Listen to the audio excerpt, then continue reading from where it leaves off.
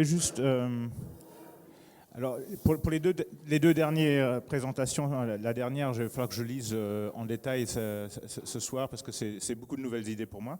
Mais pour Tom, c'est beaucoup plus dans mon domaine, l'informatique et le web. Et moi, donc, c'était sur l'information en temps réel. Et donc, mon expérience du web, c'est que c'est un peu différent, en fait. Je regarde un petit peu le journal, je regarde Google News un petit peu, mais j'ai l'impression qu'avec le web, on a toute l'information et toute l'information du monde, de toutes les époques presque, qui sont en ligne simultanément. Et donc, en fait, on n'a plus du tout cette notion, quand on est comme moi complètement dans le web, je ne regarde pas la télé, je lis un peu les journaux, mais je suis Bernard, je suis des philosophes en ligne. J'ai plutôt l'impression que ce qu'on a, c'est qu'on a une relation avec le savoir qui est complètement asynchrone. C'est-à-dire que je peux découvrir des nouvelles des nouvelles philosophiques. Je peux écouter Foucault en ligne direct, je peux écouter Bernard il y a 4 ans, je peux écouter Sloterdijk, je peux écouter des nouvelles informations en théorie de catégorie. Y a pas pour moi, il n'y a aucun, pas tellement parfois, il y a l'intérêt de quelque chose qui est nouveau, mais j'ai plutôt l'impression qu'on se retrouve dans un monde très asynchrone où on a des réseaux sociaux d'amis qui vont nous filtrer des informations d'un intérêt sur un certain thème, mais que de plus en plus, chacun d'entre nous a une vision et dans une temporalité différente sur les nouvelles. Et je pense que c'est ça qu'il faudrait réfléchir, parce que c'est peut-être aussi la solution au problème du just-in-time, du live, qui, moi, me fait plutôt penser aux années 80-90 de CNN, que je ne regarde même plus. Ces journaux, c'est du blabla constant, donc la critique est totalement raisonnable. Voilà, donc j'ai plus l'impression qu'on est tous maintenant dans le web, dans des temporalités différentes. Il y a des experts sur un sujet qui sont des dizaines en avance sur des thèmes que d'autres. Et chacun de nous, avec nos spécialités, et suit l'actualité d'un domaine précis. Et que les autres, on y arrivera des années derrière. Alors je pense qu'il y a le just-in-time dans l'informatique, mais quand on regarde Twitter, les gens peuvent mettre des liens vers n'importe quoi, ils peuvent mettre des liens vers des films anciens, nouveaux. Donc j'ai pas l'impression comme ça que le live est tellement important maintenant. Le live c'est toute l'histoire humaine et de plus en plus accessible simultanément. Bon, voilà.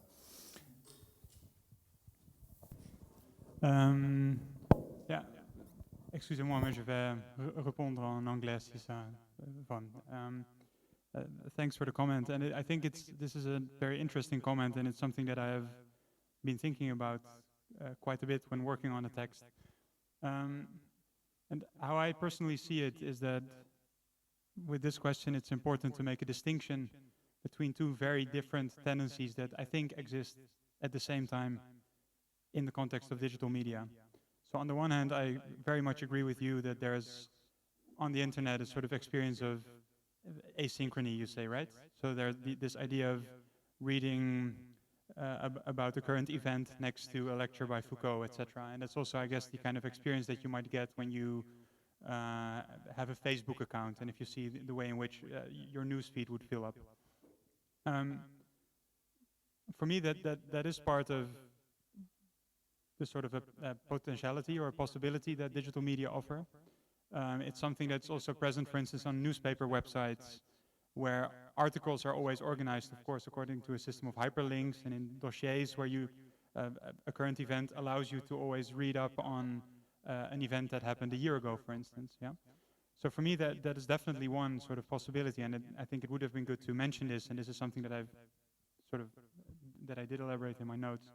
But then I think, on the other hand, there's a completely different kind of tendency, and this has to do, I think, on the one hand, this is something that exists more clearly on smartphones, where this idea of having these dossiers and networks of hyperlinks is much less sort of clearly present, I would say, and where the sort of experience of events and of news is much more, takes much more place in a sort of a single feed. For instance, for me, when I would think about the Twitter feed, for instance, I definitely have the experience that when there are riots or protests in Istanbul, that at precisely that moment everyone begins to speak about Istanbul. And when a week later I returned from my holidays, and in the meantime Edward Snowden has linked the NSA files, it almost seems as if the few Twitter messages that I see about an event about Istanbul seem, at least to me, horribly outdated. Everyone is suddenly speaking about Snowden.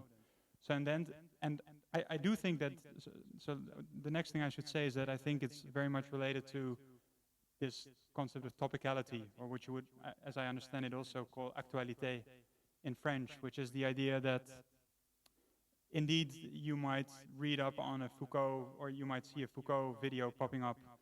But my experience is that the moment that, for instance, the NSA leaks happen, as just like a typical event, this instantaneously renders certain information, certain lectures, certain theorists less relevant, less worth reading, and renders others much more important and, let's say, like more topical, more interesting, more up-to-date.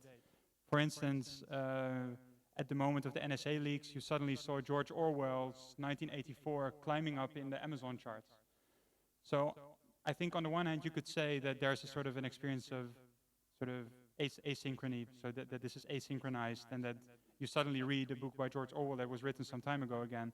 But at the same time, I think that it's still subjected to a kind of a logic of what is a sort of division between what is worth reading and what is not worth reading, which is given by that which is happening precisely at this moment. So that was my response.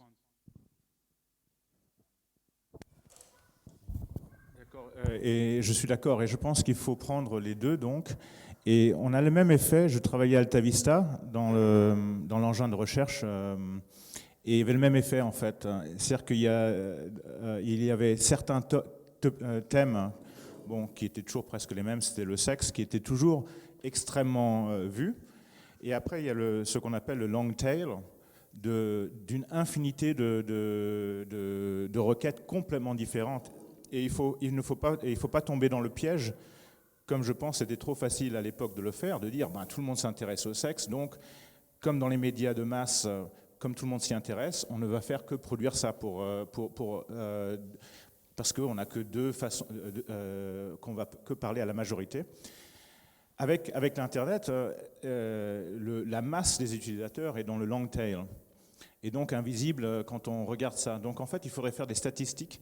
Comme ça, le topical news, il va toujours être là, il va toujours être en train de bouger, mais en même temps, il y a l'infini, la masse noire, comme on pourrait dire, de mini-recherches, de mini-intérêts qui se passent simultanément.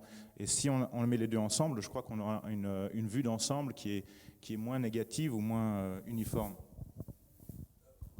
Je voudrais... En général, je m'abstiens de trop parler au début de la discussion, mais là, je vais le faire parce que je voulais intervenir dans tous les cas sur ce sujet.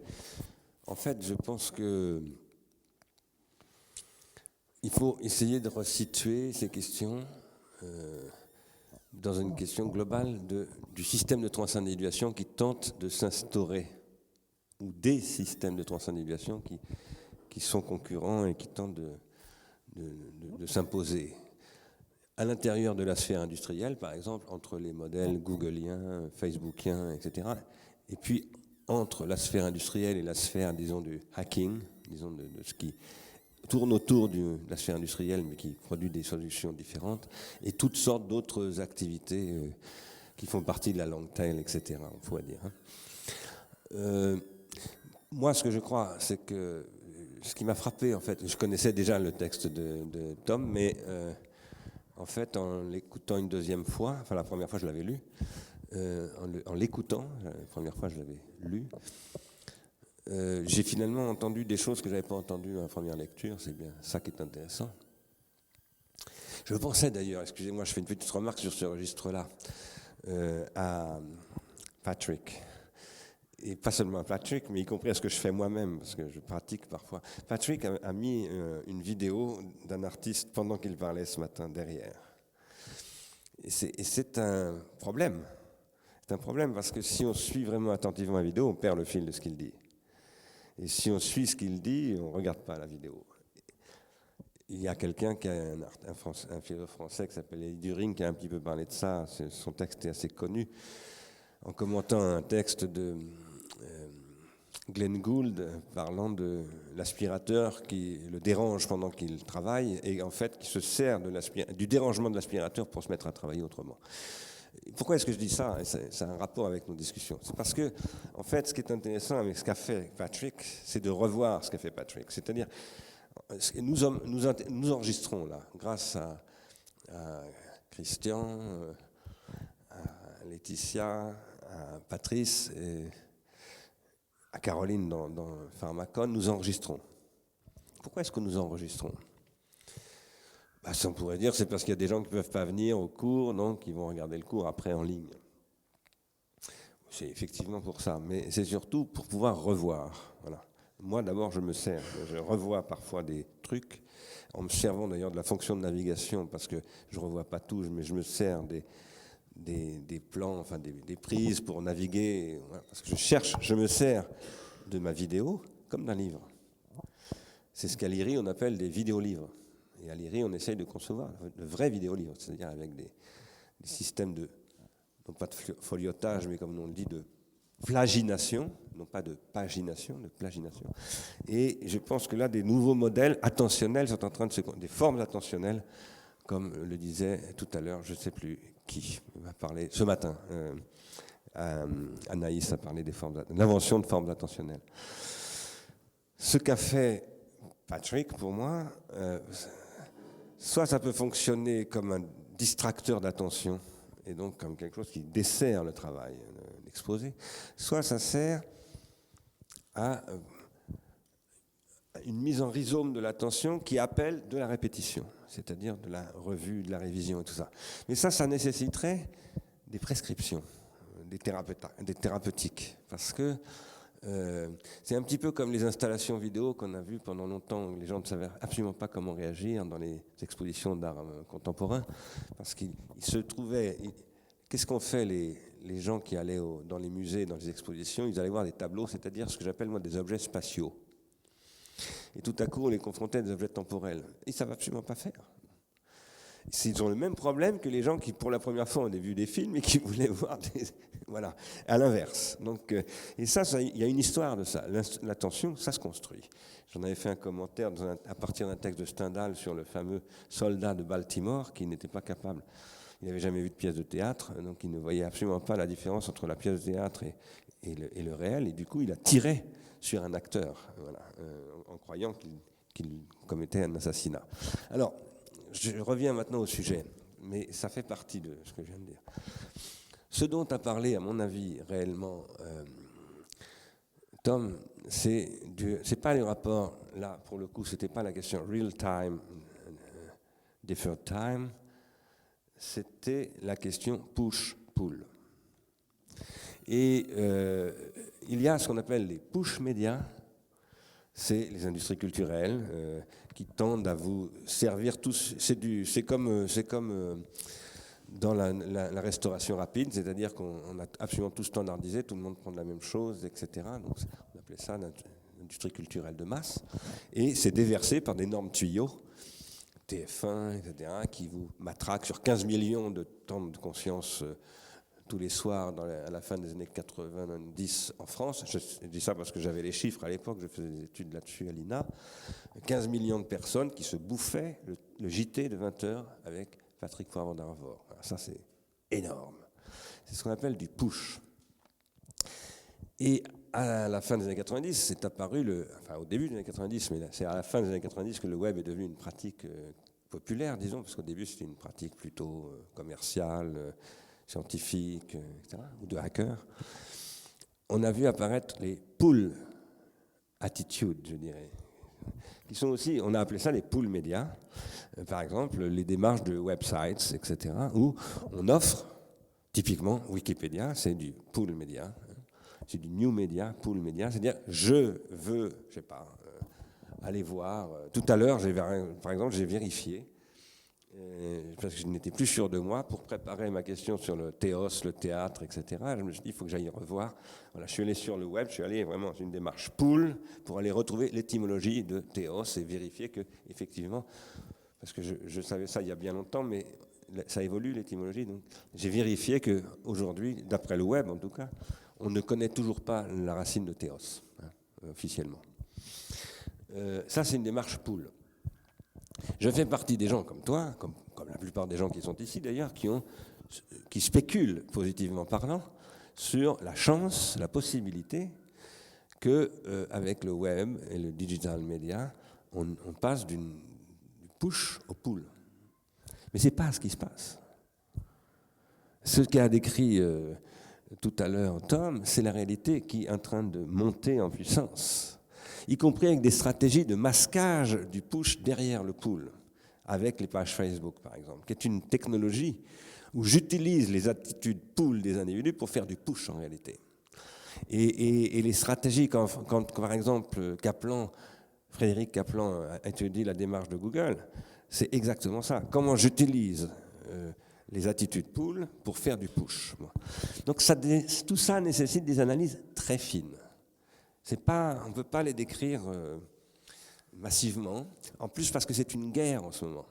C'est-à-dire que les choses, rien n'est vraiment installé, il y a une guerre qui se mène sur les modèles, et si nous voulons, moi je me considère être un combattant dans cette guerre, hein, et ce qu'on essaye de faire ici à Pharmacon, à Ars Industrialis, c'est de lever des bataillons de combattants. Et les combattants, ils ont besoin d'armes, et on appelle ça des concepts ici, nous. On n'appelle pas ça des centres serveurs, même si on pense, avec Christian Fauré et toi et beaucoup d'autres, qu'il faut penser les centres serveurs et s'en servir, si j'ose dire. Et s'en servir avec des concepts. Voilà. Typiquement, voilà, on a un problème là, on a Pharmacon qui est planté, notre serveur est planté, pas Pharmacon, mais Ars Industrialis. Bon.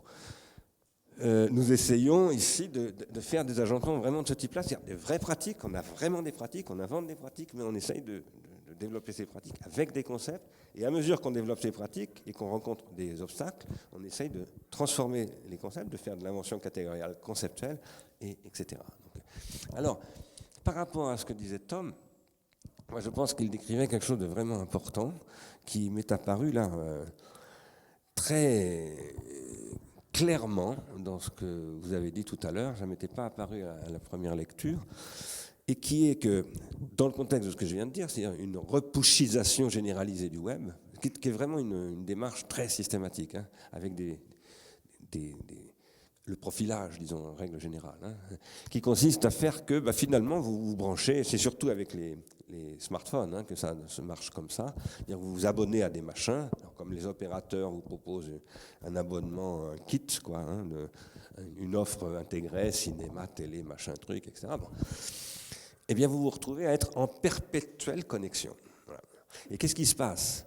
Vous avez le phénomène que j'essayais de décrire, là, que résumait Tom, c'était dans la désorientation, où j'avais essayé de montrer qu'il y a la conjugaison de la captation de l'événement, de la distribution de l'événement et de l'avènement de l'événement, enfin, si je puis dire, hein, c'est-à-dire le fait que l'événement intègre son audience à l'intérieur de lui-même et s'événementialise, et là il faudrait d'ailleurs travailler sur la quasi-causalité, parce que quand Deleuze parle de quasi-causalité, c'est pour penser à l'événement, justement. Mais l'événement dont il parle, c'est un événement l'événement au sens de Jules César, parce que j'avais parlé, moi, de la guerre des Gaules de Jules César comme d'un événement que Jules César a construit. Il a commencé par faire la guerre, ensuite il a écrit la guerre, et puis ensuite nous avons lu la guerre des Gaules, et étudié. Et ça s'est fait sur des siècles. Ce que décrivait Tom en s'appuyant sur les analyses que j'avais faites, c'était le live, comme tu as dit, tend à confondre ces trois moments. Bon. Et tu as répondu, tu as raison, il y a une désynchronisation qui s'opère. Oui, mais cette désynchronisation, je ne vais pas dire qu'elle se resynchronise, mais le problème se déplace de la synchronie au push. C'est-à-dire que la question est plutôt de savoir est-ce que les gens sont actifs que synchronisés. Parce que s'ils sont tous désynchronisés, mais absolument inactifs, en fait, ils sont désynchronisés, mais par des systèmes qui sont tous les mêmes, c'est-à-dire qu'ils les hypersynchronisent, qu'ils les métasynchronisent en leur apportant un pseudo-contenu différencié. Et la question, en réalité, c'est de savoir s'ils sont actifs, s'ils sont pool, s'ils ont une démarche pool. Et là, c'est une question qu'il faut, à mon avis, poser.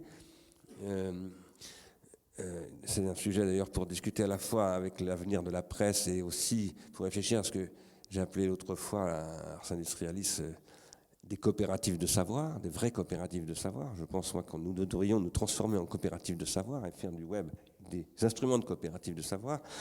Là, la question, c'est le problème qu'a posé Tom très précisément en se référant à Hegel, non plus la prière le matin, mais la lecture du journal, qui, a-t-il dit, est une découpe dans la journée. C'est-à-dire que j'ai un temps de lecture du journal et qui fait que je distingue dans le temps de ma vie un moment particulier qui est le temps de la lecture, qui est un temps de la réflexion, un temps de la politique aussi, parce que le journal à l'époque de Hegel, c'est, en fait, ça s'appelle les, comment on appelle ça, les gazettes. Ce ne sont pas vraiment des journaux, au sens où on appelle aujourd'hui les journaux. On parle de journaux, ce n'est pas une industrie, ce sont des gazettes qui développent des idées. C'est la République des lettres en plein. Bon. Les premières gazettes, Renaudot, c'est XVIIe siècle, Hegel, c'est début XIXe, donc ça se développe pendant un siècle et demi, tout ça. Mais la lecture de ces gazettes, qui d'ailleurs, il y en a des pratiques extrêmement variées à cette époque-là, hein, collectives, individuelles, très peu de gens lisent individuellement. Bon. Cette lecture de la gazette, mais qui va continuer avec la lecture des journaux, l'Humanité, Combat, etc., jusque dans les années 50, 60, c'est-à-dire tant que la télé ne s'est pas imposée, eh bien c'est un moment où, comme dit Raymond Queneau dans Les Fleurs Bleues, il s'agirait maintenant de considérer la situation historique. C'est-à-dire que le journal fait le point, c'est un instrument d'historicisation sur la situation de ce qui s'est passé dans les événements. Et alors c'est le journal communiste, c'est le journal gaulliste, c'est le journal tout ce qu'on veut. Mais ce sont des prises de position qui transforment l'événement réflexivement et qui constituent des collectifs de lecteurs avec une découpe temporelle où il y a le moment de la lecture du journal. Et alors, le journal de 20 heures, la télé, n'avait plus du tout ce rôle-là, mais en même temps, il restait un moment spécifique dans la journée. Et ce que décrit Tom, c'est que maintenant, il n'y a même plus ça. Et que ça, c'est très, très grave. Parce que ça veut dire que ça efface intégralement la différence entre l'existence et le flux informationnel.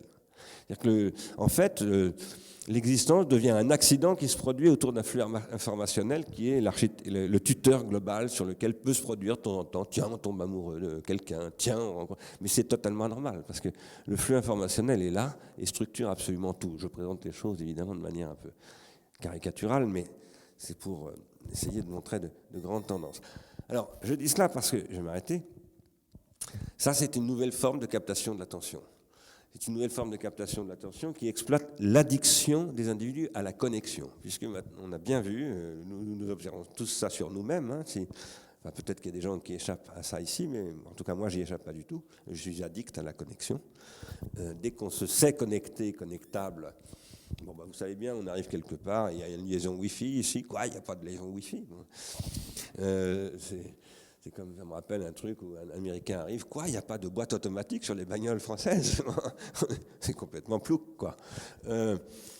On est pris dans un dispositif, là c'est un dispositif, et ce dispositif, c'est un dispositif attentionnel.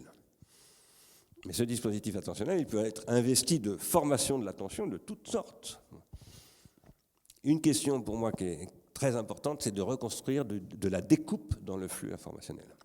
Et de la découpe qui se constitue autour de processus d'individuation collective, de transindividuation, qui se thématisent, qui s'explicitent, qui se problématisent en tant que groupe. C'est-à-dire, je constitue un groupe, nous en sommes un ici, je constitue un groupe qui va se problématiser sur le plan de sa transindividuation, en problématisant son univers de transindividuation environnant. Ça, on en reparlera. J'en reparlerai un petit peu demain matin parce que c'est ce genre de dialogue que je vous aimerais bien ouvrir moi, avec Occupy Wall Street et tous ces mouvements-là. Je pense qu'ils sont très sensibles à ces questions, mais en même temps, je pense qu'ils ne les articulent pas suffisamment bien. Voilà ce que je voulais un peu. Si ça ne contredit pas du tout ce que tu dis, hein, mais en même temps, ça déplace le sujet.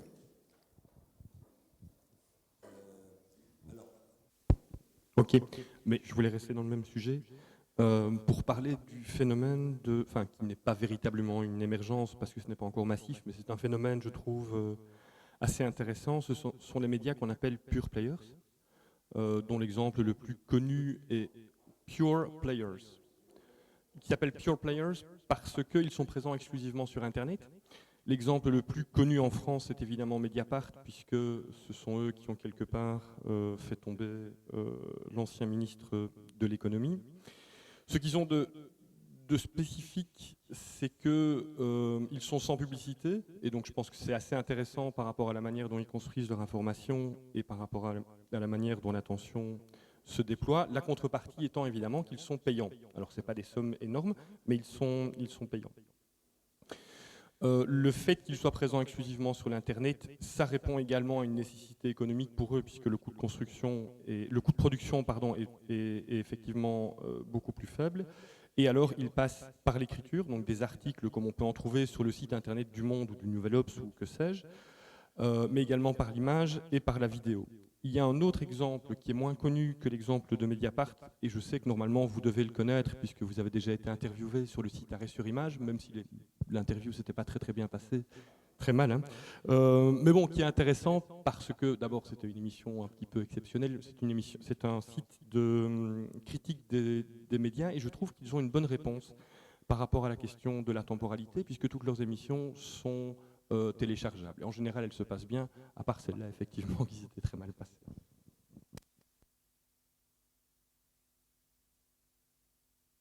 Il faudrait qu'on parle, bon, je ne veux pas parler beaucoup, mais il faudrait qu'on parle de Mediapart et aussi d'ailleurs de Arrêt sur Image. Moi, je suis partenaire de Mediapart, enfin quand je dis moi, l'IRI est partenaire de Mediapart. Et on a discuté aussi au sein d'Ars Industrialis sur l'idée d'avoir sur Mediapart une démarche, si je puis dire, transindividuation. Voilà. Ça m'intéresse énormément, ces médias-là.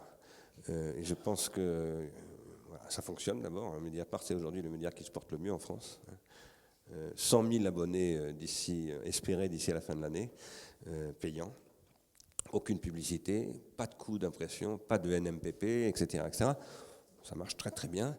Et c'est une démarche très intéressante d'un type qui est souvent controversé et du PNL, mais qui a une vision, et une vision extrêmement précise de ce qu'il veut faire.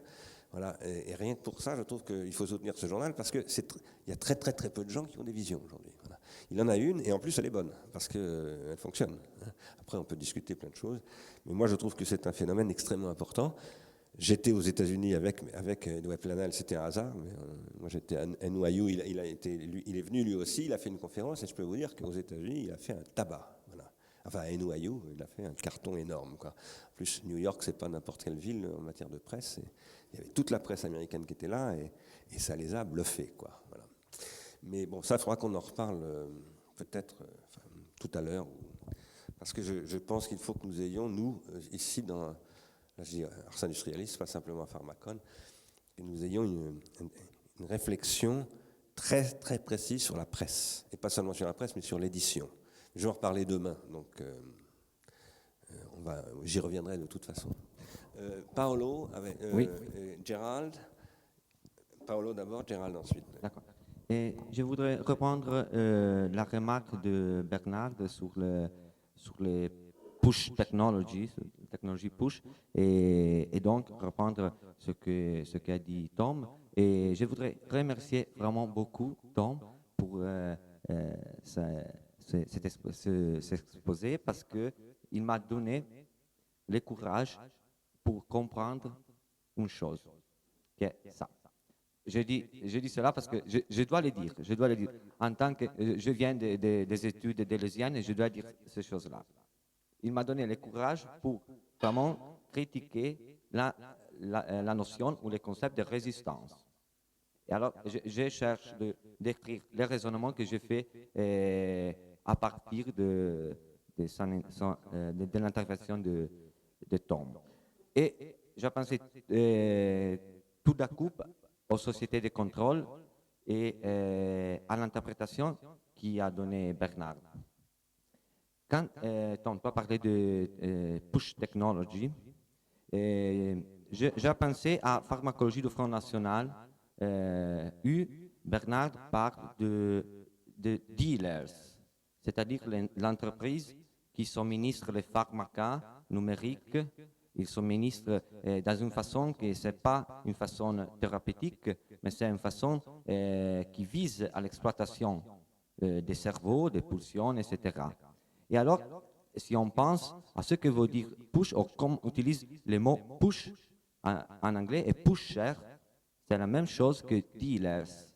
Et quand on parle de push technology, on pense vraiment à des pharmacas, mais aussi à des drogues. Les pharmacas sont des drogues sont des pharmacas. Mais la façon de suministrer les pharmacas, c'est une façon de pusher, à la pusher. Et alors, c'est comme ça, ces choses sont comme ça. On peut penser que ces push technology vont menacer néanmoins que notre autonomie. Les pushers vont menacer notre autonomie quand ils suministrent, ils vont vendre des choses à nous, des drogues à nous. On pourrait penser comme ça, mais notre autonomie n'est pas déjà donnée. Il faut la conquérir, ce que dit Kant, ce que dit Bernard d'après Kant. Il faut la conquérir. Et on ne s'arrête jamais de la conquérir. Car nous avons toujours besoin d'attachement. D'attachement, ou c'est le mot, si vous n'aimez pas le mot attachement, qui peut être un peu psychologue, on peut penser à la transitionnalité, que c'est toujours psychologue, mais c'est façonné dans la philosophie et dans la perspective pharmacologique. Mais nous avons toujours besoin d'attachement. Et c'est aussi pour cette raison, je pense, que la résistance face au psychopouvoir et au neuropouvoir, la résistance, c'est tout à fait politiquement insuffisant. Mais la chose la plus profonde, je crois, c'est que ce n'est pas pertinent du point de vue théorétique. On peut résister quand on a déjà de l'autonomie. Donc, quand on est déjà individué, on peut dire. Mais tout l'après-midi, on a parlé des processus d'individuation et des processus de transindividuation. Et on a bien compris qu'on n'est jamais déjà individué, car on est toujours dans un processus d'individuation. Et alors, l'autonomie, il n'y a pas encore, il n'y aura jamais de l'autonomie, véritablement. Et alors, voilà, comment on peut résister quand il n'y a pas de l'autonomie et par statut, par notre propre nature, nous pouvons conquérir vraiment l'autonomie. Et les push technologies vont à exploiter néanmoins que notre illusion, notre leurre d'autonomie. C'est ça. Je pensais ça et j'ai eu le besoin de le dire. Merci, Tom. Merci. Je voudrais poser non une question, mais un problème aux deux qui ont si bien parlé de l'individuation qui se trouve exprimée par le cinéma. Et je pose ce problème car il me paraît que toute histoire de l'individuation ou de la transindividuation en ce qui concerne le cinéma et tous les arts dominants d'une époque doivent prendre en compte les milieux associés dans lesquels se font éprouver ces formes dominantes d'art. C'est-à-dire, si on commence au Moyen-Âge avec l'Église, une expérience de collectivité où la présence de Dieu se fait éprouver à travers les rayons de lumière qui pénètrent à travers les vitrines. On passe avec le protestantisme vers quelque chose de plutôt...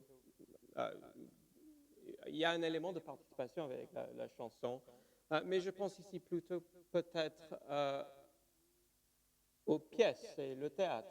Il y a toujours un rapport de dialogue entre le public et ce qui se passe sur scène.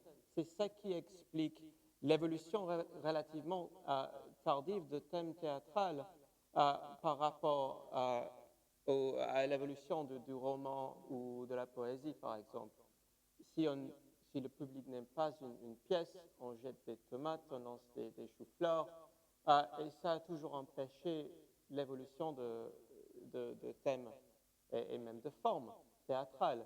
Avec l'invention du tirage industrialisé du Gutenberg Press dans le XVIIe, XVIIIe siècle, on commence à voir une espèce de privatisation de l'expérience esthétique, c'est-à-dire toutes les histoires d'hystérie qu'on trouve dans les romans tels Le Rouge et le Noir de Stendhal, l'hystérie que provoque Madame Bovary avec Emma qui lit les romans dans une situation toute privée à laquelle personne n'a une perspective de privilège.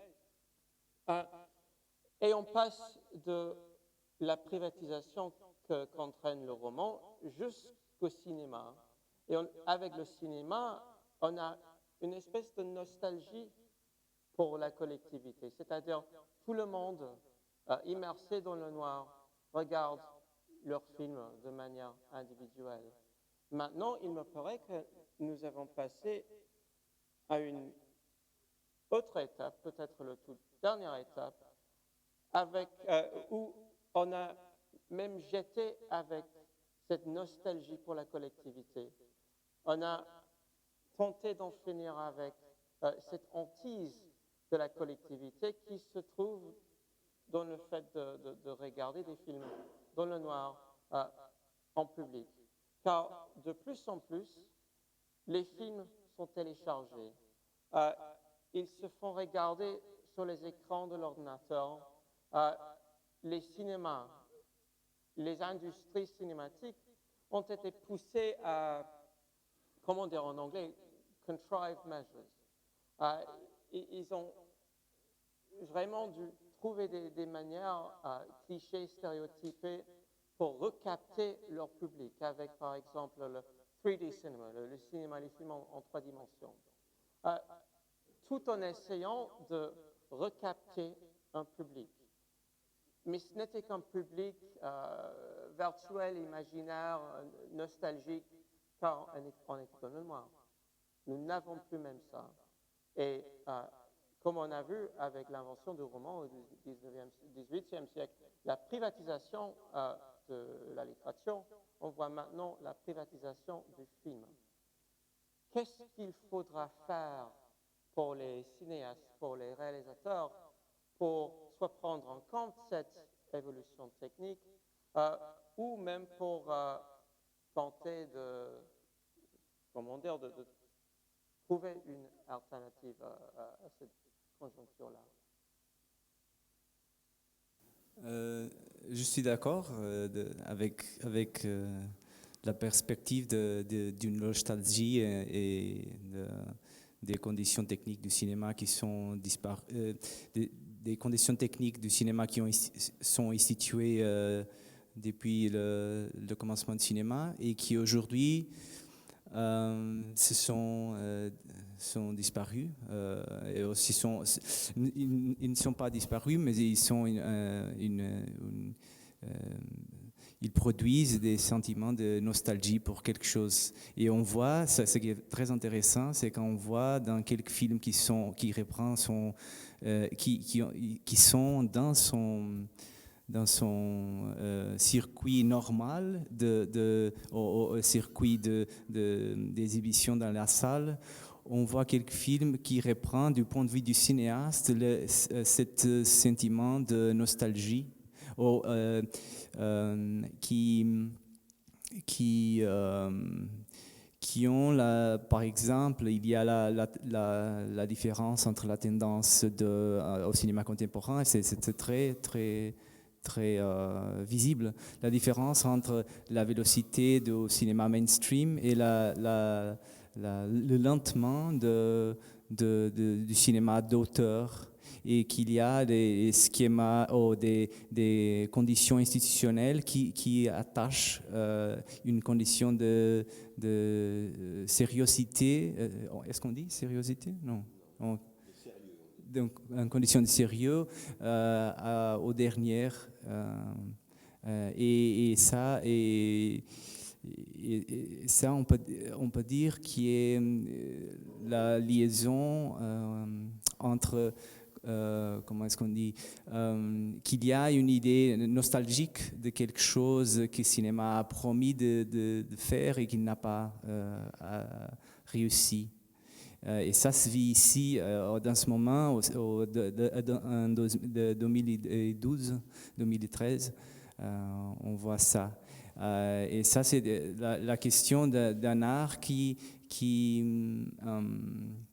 a cette nostalgie et qui recherche d'une façon, du point de vue dans ce cas, d'une façon dans l'intérieur de la langage cinématographique, de chercher ces publics qui sont disparus.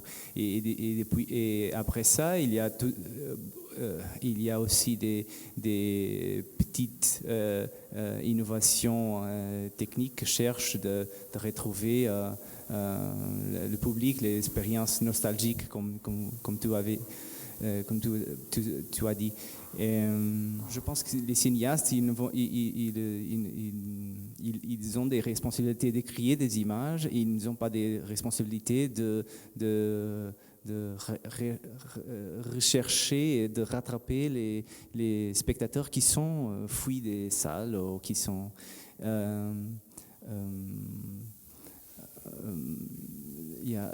je pense que c'est un petit peu ça.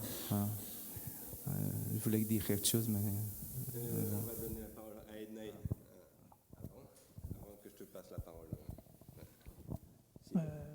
Je suis d'accord qu'il y a une question de nostalgie dans le cinéma. Cette nostalgie signifie une crise aussi. Je pense que cette nostalgie signifie une crise. Alors, on a crise, oui.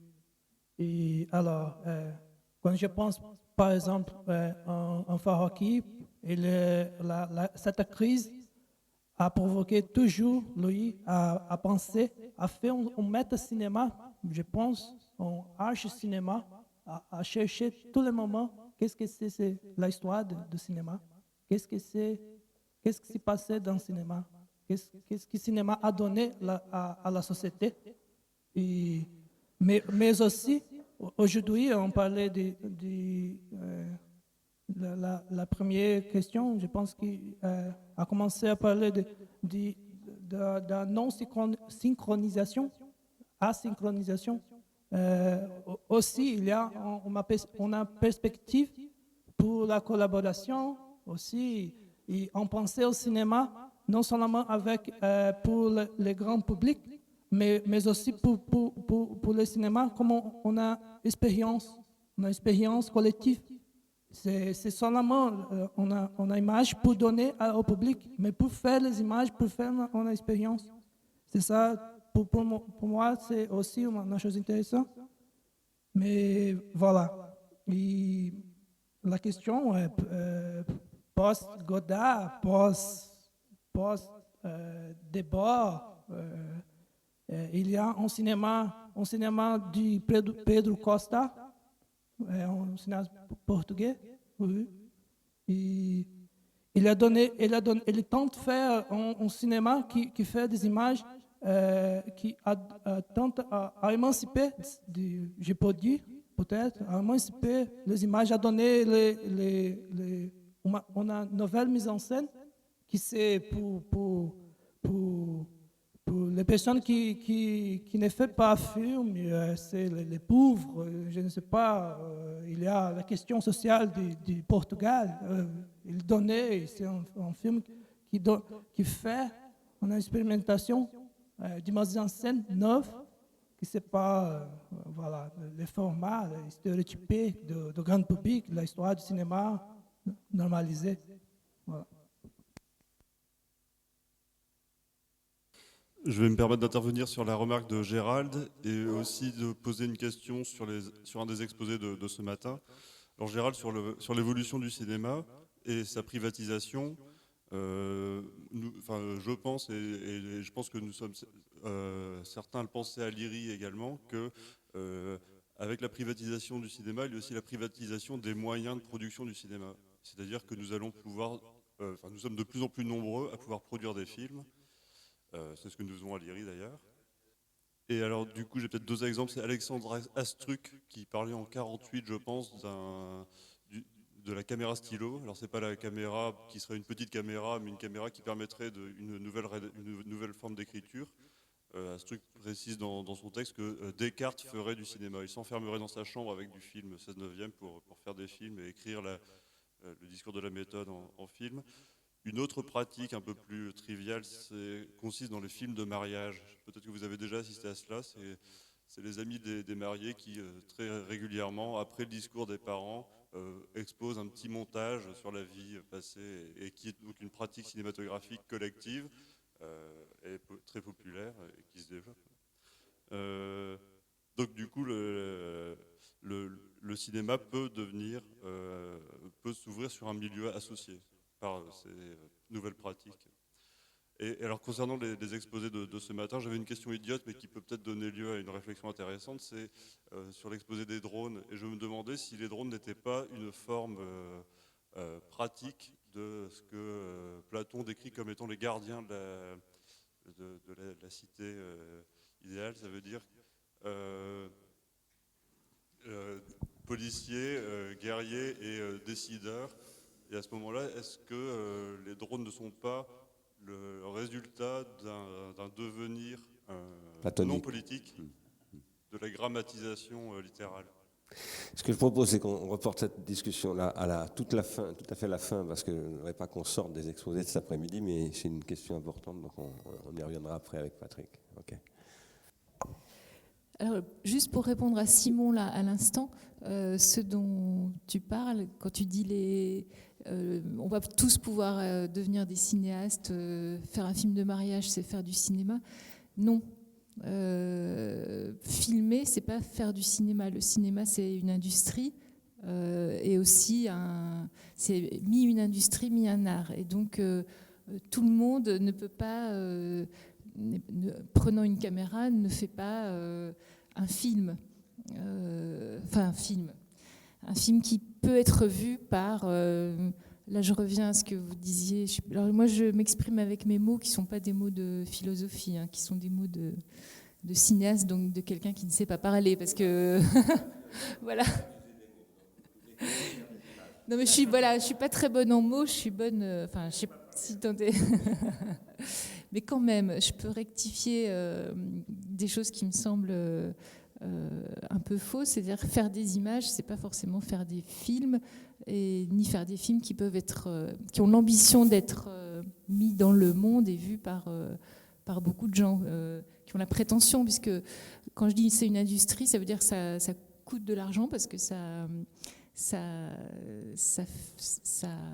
met en jeu des savoir-faire, et donc on passe de l'un au pluriel, enfin je sais pas, mais pour prétendre pouvoir en tant que cinéaste dire je, mais s'adresser au monde, ça veut dire être quand même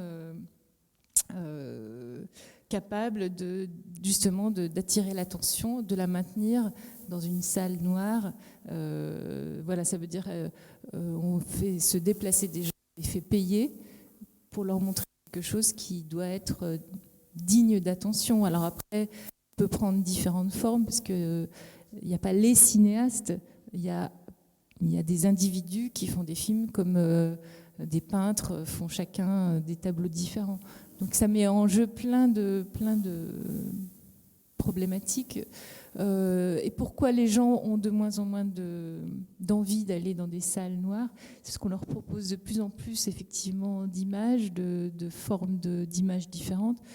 Et aussi parce que leur rapport au temps a changé, à la fois le temps dans leur propre vie, le temps de sortir de chez eux, d'aller voir un spectacle.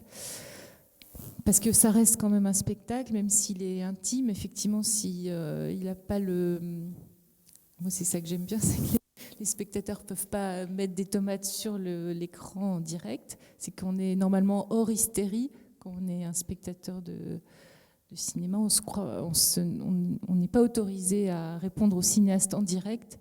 On peut le haïr dans sa tête, mais et puis le rythme des films. Il n'y a pas que les films hollywoodiens qui ont changé de rythme. Si vous revoyez aujourd'hui un film d'Antonioni, il faut s'accrocher quand même pour en supporter la lenteur. Même moi, je suis très cinéphile, j'adore Antonioni, mais mon cerveau a été transformé là, par le web, par l'accès aux images, le rythme de la vie. Du coup, je suis à peine capable de supporter un film d'Antonioni, moi, aujourd'hui. Donc voilà, il y a toutes ces questions-là qui sont... Le cinéma est donc au cœur des évolutions techniques et des évolutions physiques, je ne sais pas, des évolutions humaines. Donc il est à un endroit très... C'est en ça qu'il est passionnant, mais un endroit extrêmement problématique qui fait sa difficulté à exister et à être intéressant, enfin, à mon avis. Ce que disait Simon, dont je vais défendre le point de vue, il n'a jamais dit que les gens qui font des films de mariage font des films. Oui, mais moi, on peut se faire son cinéma au sens où chacun se fait son petit cinéma aussi. Le cinéma n'est pas qu'une industrie, et n'est pas qu'on peut se faire du cinéma, même transcendantal, donc bien avant l'invention du cinéma. Donc je pense qu'il faut pas s'accrocher à ce concept très historique du cinéma du XXe siècle. Quoi qu'il en soit, ce que je veux dire surtout, c'est que je vais faire un déplacement. Au XVIIe siècle, l'imprimerie fait que la bourgeoisie s'empare de l'écriture pour tenir des livres de comptes. C'est-à-dire pour construire des épiceries, construire le capitalisme en fait. Mais qui au départ, c'est pas le capitalisme du tout, c'est une pratique qui tout à coup, sous l'influence double, beaucoup plus que double d'ailleurs, mais en tout cas, là, les gros machins que tout le monde connaît, c'est-à-dire l'imprimerie d'un côté, le protestantisme de l'autre, fait que il y a une levée de l'interdit d'accéder à l'écriture, à la pratique de l'écriture et de la lecture pour la populace. Ce qu'à l'époque, d'ailleurs, Luther appelle le vulgaire. Mais le vulgaire, à cette époque-là, ça ne veut pas dire Sarkozy, ça veut dire le commun, c'est-à-dire ce qui est accessible à tout le monde, voilà, tout simplement. Vulgaire ne veut pas dire vulgaire à cette époque-là, ça veut dire ce qui ne fait pas partie des situations d'exception, tout simplement. Ce processus-là, contre lequel s'élève énormément de monde, à commencer par la papauté, des rois, des clercs, enfin tous ceux qui ont un accès privilégié à tout cela, ils s'élèvent évidemment contre, parce qu'ils se sentent dépossédés, ne voient pas venir quelque chose qui s'appelle la République des lettres. Et qui fait que, tout à coup, il n'y a pas que Luther qui écrit en français, Descartes aussi, etc. Et que finalement, il y a une société qui apparaît au XVIIIe siècle, qui est la société dite des Lumières, qui repose sur une pratique qui va devenir obligatoire. Pas grâce à Jules Ferry, mais grâce à Ignace de Loyola et avant lui Luther, de finalement la lecture et l'écriture pour tout le monde. Et ça change totalement le rapport au livre. Bien évidemment que les gens qui tiennent des livres de contes, ils n'écrivent pas ni la Bible, ni la chanson de Roland, ni quoi que ce soit de ce genre. Mais ils ont une pratique technique de ce qui était la condition de possibilité technique de ce que les prêtres, par exemple le pape, voulaient effacer comme étant technique. Il y a une condition technique du fonctionnement de la papauté qui s'appelle le livre. Et quand là, il y a une mutation technologique qui se produit au XVe siècle, un moine s'empare de cette mutation et dit mais c'est un autre projet spirituel qui doit se développer avec cette mutation. Et il a contre lui, et ça fait quelques dizaines de millions de morts quand même, cette histoire, parce que l'air de rien, c'est à l'origine des guerres de religion. Les guerres de religion jouent un rôle énorme dans la colonisation. Cette colonisation va engendrer des massacres. Tout ça, c'est un événement colossal. Derrière la question dont on débat là, dont nous avons déjà parlé, mais c'est le cœur des sujets d'Ars Industrialis ici, ce dont on parle. il y a, alors je n'avais pas l'intention d'en parler maintenant, mais je le fais parce que il y a une question absolument capitale qui croise le problème, la question qu'a ouverte Carlos dans son exposé, qui a à faire avec ce que j'appelle moi le cinéma transcendantal, qui n'est pas transcendantal, hein, je rassure tout de suite mon ami Ricardo, qui est atranscendantal, mais qui est, je soutiens que le transcendantal c'est un cinéma en réalité, que ce cinéma, c'est le cinéma qu'il est possible de sortir de la salle de cinéma, qui est la caverne, bon, etc., etc. Et j'ai soutenu, j'y reviendrai d'ailleurs après-demain, que, en effet, j'ai fait une lecture de la critique de la raison pure qui pose qu'en fait, il faut interpréter les synthèses de l'imagination transcendantale d'Emmanuel Kant comme étant en fait une table de montage, et que tout le monde fait du cinéma. Absolument tout le monde fait du cinéma. Et c'est uniquement parce que tout le monde fait du cinéma que le cinéma a du succès. Et les gens vont au cinéma parce qu'ils aiment le cinéma. Ils en font toutes les nuits. Ils se font des films pas possibles, ça s'appelle des rêves. Et ces rêves, ils ont commencé à s'extérioriser il y a 31 000 ans, d'après la datation en vigueur aujourd'hui de la grotte Chauvet. Ils ont commencé à s'extérioriser sur des écrans rupestres, c'est-à-dire des... Voilà. Et je montrerai juste une image demain ou après-demain. J'ai fait une conférence là-dessus, que vous avez eue d'ailleurs, en Angleterre, qui montre que les concepts du cinéma apparaissent il y a 31 000 ans. Alors bien entendu, ce n'est pas le montage au sens de Vertov, ce n'est pas l'homme à la caméra, ce n'est pas tout ça, mais en revanche, une certaine organisation, c'est-à-dire discrétisation des images, au sens des images mentales, se met en œuvre de manière déjà cinématographique dans la grotte Chauvet, d'après en tout cas Marc Azéma, et moi je crois qu'il a absolument raison. De toute façon, j'ai soutenu cette thèse bien avant lui, et moi je la soutenais de manière purement théorique, et d'un seul coup, l'année dernière, j'ai eu la joie, ou la surprise aussi, de voir sortir ce livre qui finalement le montre, parce qu'il a travaillé sur 200 ou 300 grottes préhistoriques, hein, pour montrer son truc. Il faut lire ça, c'est très important, si vous voulez parler de ce dont on parle, il faut que vous le lisiez. Alors, la question qui est derrière notre discussion-là, c'est cinéma comme art, cinéma comme industrie et cinéma comme technique. Et ce sont trois questions tout à fait différentes. Il y a du cinéma qui n'est pas du tout artistique. Il y a du cinéma scientifique ou technologique. Par exemple, il y a du cinéma des armées que Paul Virilio a énormément étudié. C'est les caméras qui sont sur les bombardiers. Bon. Et c'est du cinéma, ça. Mais ce n'est pas du tout du cinéma artistique. Cinéma, qu'est-ce que c'est que le cinéma? C'est une technique de captation de la lumière et de restitution du mouvement à travers un processus d'obturation, etc., etc. Donc c'est de l'horlogerie. Attendez, je termine. C'est de l'horlogerie, c'est de la chimie, c'est toutes sortes de choses comme ça. Puis après, ça devient une industrie. Bon. Et il y a une technologie du cinéma. Ça semble contredire à ce que je suis en train de dire, ce que je disais à l'instant, sur le fait qu'il y a un cinéma transcendantal. Mais ce que je soutiens, moi, ça c'est exactement ce que j'essaye de développer sous le titre de ce que j'appelle une organologie générale. C'est que, et là je reprends alors là, vraiment le point de vue de Derrida. Pour le coup, là je suis absolument derridien. Quand Derrida dit on ne peut écrire la langue, c'est-à-dire produire à partir de la langue parlée par tout le monde, une forme d'écriture, que parce que la langue est toujours déjà une écriture, c'est-à-dire qu'elle fonctionne déjà comme une écriture, sinon on ne pourrait pas l'écrire, c'est évident. Il suffit de réfléchir un tout petit peu, ça ne peut pas être autrement. Mais moi je soutiens que si on peut être affecté au cinéma par des montages, par toutes sortes de mouvements de caméra, etc., c'est parce que ces mouvements de caméra, on les fait. Ça m'arrive, moi, de me réveiller le matin, de me dire « Ah, j'ai fait un rêve absolument incroyable !» Et j'ai beaucoup commenté les dessins de Fellini, parce que Fellini, il articule étroitement ses rêves et son cinéma. Il le revendique. Il a une pratique très précise. Tous les matins, il dessine ses rêves. Alors, en particulier, dans une période où il fait une psychanalyse jungienne, donc il faudrait creuser ce truc-là. Mais pendant 8 ans, je crois, au début des années 60, Fellini est en psychanalyse avec un Suisse et il fait des images. Et ces films, ce sont des développements de ces images qu'il fait. J'ai des images dans mon bureau, si vous voulez que je vous les montre. C'est absolument, on les retrouve. Alors,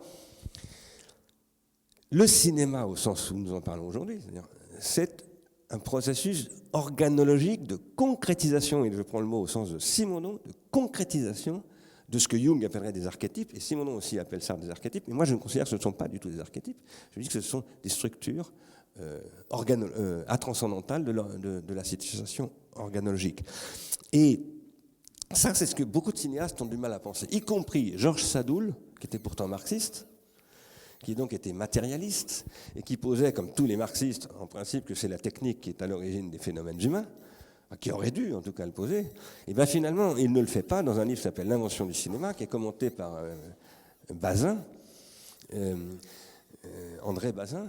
Finalement, qu'est-ce que dit Sadoul, tel que l'interprète Bazin en particulier? Mais je vais vous le citer, puisque je cite Bazin, là, le commentaire de l'invention du cinéma de Sadoul. Bazin dit ceci: « Tout me semble se passer, comme si l'on devait renverser ici la causalité historique qui va de l'infrastructure économique aux superstructures idéologiques. Et il faut considérer les découvertes techniques fondamentales comme des accidents heureux et favorables, mais essentiellement seconds, par rapport à l'idée préalable des inventeurs. Le cinéma est un phénomène idéaliste, écrit Bazin. L'idée que les hommes s'en sont faits existait toute armée dans leur cerveau, comme au ciel platonicien. Ce qui nous frappe, c'est bien plutôt la résistance tenace de la matière à l'idée que les suggestions de la technique et l'imagination du chercheur. » Donc ce que dit ici Bazin, pour traduire, il dit c'est pas la technique du tout qui est en jeu dans le cinéma, c'est une idée du cinéma qu'on a a priori. Je trouve ce texte consternant de naïveté, de simplisme, de métaphysique, mais en même temps extrêmement intéressant, parce qu'il est en train de dire, ce que je dis là, il dit il y a un cinéma transcendantal avant. Sauf que ça se mélange avec le fait que, par exemple, il y a des gens qui disent bah, l'avion, c'est Léonard de Vinci qui l'a conçu, puisqu'il a dessiné des trucs, etc., et que ce sont les rêves qu'on a faits qui... Et tout ça est très très mal pensé. Ce qui est très mal pensé dans tout cela, c'est le processus d'individuation technique. Et le rapport entre imagination et invention, imagination voulant dire individuation psychique, et concrétisation technique veut dire individuation technique. Tout ceci se joint dans des systèmes d'individuation collective qui s'appellent le capitalisme, l'industrie, l'art, etc., etc. Donc, si on revient à la question, je reviendrai tout à l'heure, je m'arrête de parler, il y a d'autres personnes qui posent des questions. Si on revient à la question que j'ai essayé de poser moi avec Close Up,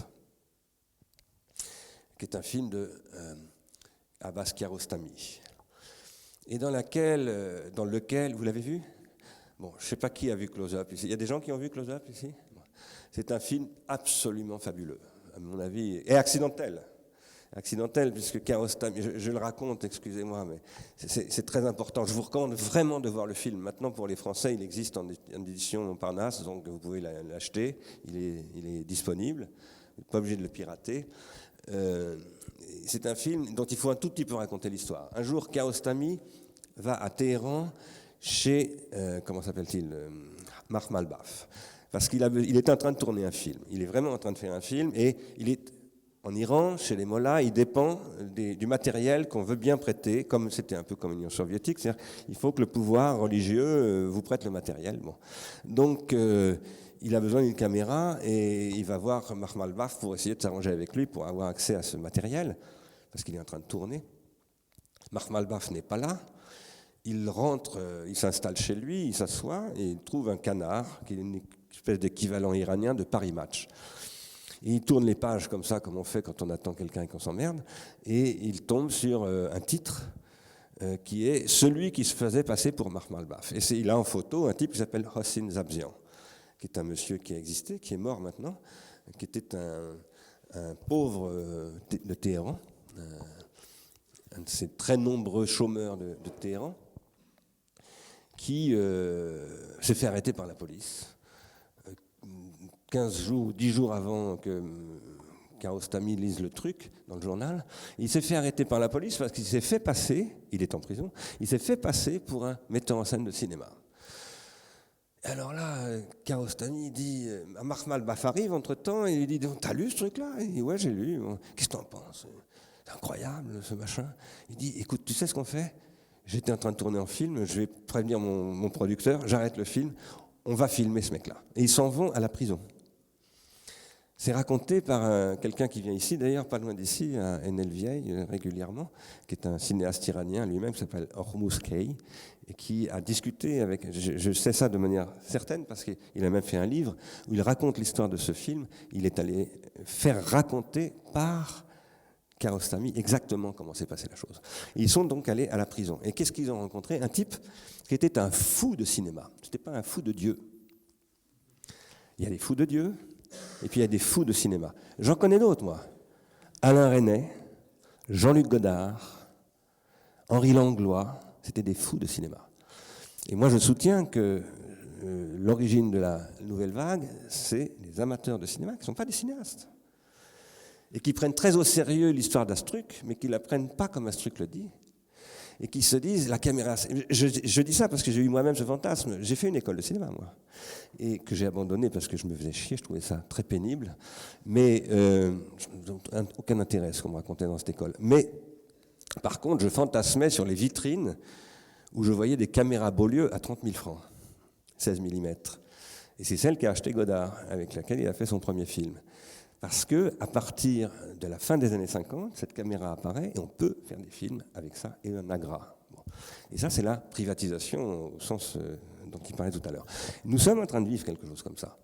Nous soutenons ici, Ars Industrialis, que les phénomènes, qu'ils soient politiques, religieux, artistiques, psychiques, sociaux, amoureux, tout ça, sont surdéterminés par des organologies.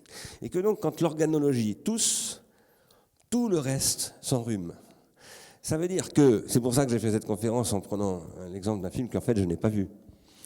Je n'ai vu que des extraits, parce que je n'ai toujours pas réussi à le voir. C'est le film de Panahi, qui est en résidence surveillée à Téhéran, qui a été condamné par le pouvoir religieux iranien à la résidence surveillée, et qui a fait un film, comme vous le savez, qui a d'ailleurs reçu un prix particulier à Cannes, qui s'appelle « Ceci n'est pas un film ». C'est intéressant ce titre. Est-ce qu'on peut faire du cinéma sans film? Bien sûr que oui, parce qu'il n'existe plus le film. C'est fini le film. C'est une histoire terminée. D'ailleurs, vous avez une caméra qui ne fait pas de film. Vous ne faites pas un film, là, vous faites des pixels. Pixels de très haute définition, mais des pixels quand même. Et ce que nous sommes en train de faire, nous, là, nous ne faisons pas du cinéma, mais je dis nous, là, toutes les images qui sont... Mais elles circulent. Il y a des gens qui les regardent, ça les intéresse. Il n'y a aucun cinéaste. Patrice, bon, c'est un spécialiste du cinéma, il est monteur de cinéma, mais il ne se prétend pas cinéaste. Caroline ne se prétend pas du tout cinéaste, moi non plus. Mais on fait des tas de films. Ce ne sont pas des films, ce sont des pixels. On les trouve sur un serveur qui s'appelle YouTube. Mais c'est regardé par plein de gens, y compris vous. Donc vous voyez bien qu'on peut faire avec les images des choses, même quand on n'est pas cinéaste. Ce qui est important, c'est de comprendre qu'il y a une transformation organologique. Et que cette transformation organologique, elle bouscule absolument toutes les formes constituées. Tout comme la papauté, la royauté, la philosophie, le droit, l'économie ont été absolument bouleversés par l'imprimerie. Aujourd'hui, l'histoire numérique du cinéma, et je reviendrai sur vos interventions tout à l'heure à ce sujet, est en train de bouleverser tout ça. Et ça, c'est ce que nous essayons de penser. Ça ne veut pas dire que tout le monde devient cinéaste. Ça veut dire qu'il y a maintenant une pratique commune de l'image et que ça, où les cinéastes le comprennent et ils continueront à faire du cinéma, ou ils disparaîtront. Mais bien sûr, tout le monde fait des images, mais moi, je subis les images, par exemple, sur Internet. C'est-à-dire que je n'aurais que le son, ça me suffirait. Parce qu'avec des images, j'aurais pu enlever l'image et n'écouter que le son. Ben, moi, je pense que... Oui, ben si, parce que les gens pourraient vous écouter. Mais bon, je ne reproche pas le fait qu'il y ait des images, ça ne me dérange pas. Mais normal, ce qui est beau dans le cinéma pour moi, parce que moi aussi je suis une folle de cinéma, c'est que ça me révèle des choses que je ne voyais pas avant et que je n'aurais pas pu enregistrer moi avec ma caméra. C'est-à-dire que les images que... Oui, non mais... Oui, mais ce que je veux dire, c'est que pour moi, c'est un leurre. À la fois, vous avez raison quand vous dites si les cinéastes ne comprennent pas ça, ils vont mourir. Je suis d'accord, parce que Godard, que vous citiez, a toujours suivi les évolutions technologiques et a fait des films en vidéo, maintenant on fait en numérique, maintenant on vient d'en faire un en 3D. Mais ce qu'il fait, c'est toujours la même chose. Lui, il s'adapte, moi aussi. Vous voyez ce que je veux dire? Même si la forme change, il comprend... Ça nous aide à comprendre le monde tel qu'il... Oui, mais donc... Mais là, on est en train de vivre le 21e siècle et on est en train de vivre une autre histoire du cinéma, une nouvelle histoire du cinéma. Oui, mais là où il a raison, c'est que c'est fini d'une certaine façon. C'est-à-dire, mais pas seulement à cause de la technologie, mais à cause de la technologie du cinéma, mais à cause du fait qu'il n'y a plus les mêmes spectateurs, il n'y a plus les mêmes cinéastes, mais les gens ne sont plus capables... On en est d'accord, mais, oui. Mais il y a quelque chose d'autre qui est en train de naître. Et cette autre chose qui est en train de naître, Il faut essayer d'y être un petit peu attentif. Ce qui est en train de naître, c'est une nouvelle pratique de l'image, y compris pour vendre du saucisson. Et il y a un texte de Godard que vous connaissez sans doute, qui est l'histoire pas le truc qu'il a fait chez Gallimard, mais les cours qu'il a donnés au Canada, dans lequel il dit, si vous voulez vraiment considérez les images ordinaires telles qu'elles circulent. Par exemple, l'image à l'époque de Louis XVI, dit-il, c'est que je vois Louis XVI sur les pièces. Et c'est comme ça que Louis XVI s'est retrouvé décapité. Parce qu'à Varennes, un mec les voyait tout le temps. Bon, il dit c'est ça l'image. C'est pas les images dans les églises, c'est pas ou dans les cinémas. C'est l'image ordinaire telle qu'elle circule sous forme de carte postale, d'images de cul, etc., etc. Et c'est ça qu'il faut penser. Après, il faut évidemment aussi penser le fait qu'au cinéma, il se produit des images d'un type très spécial.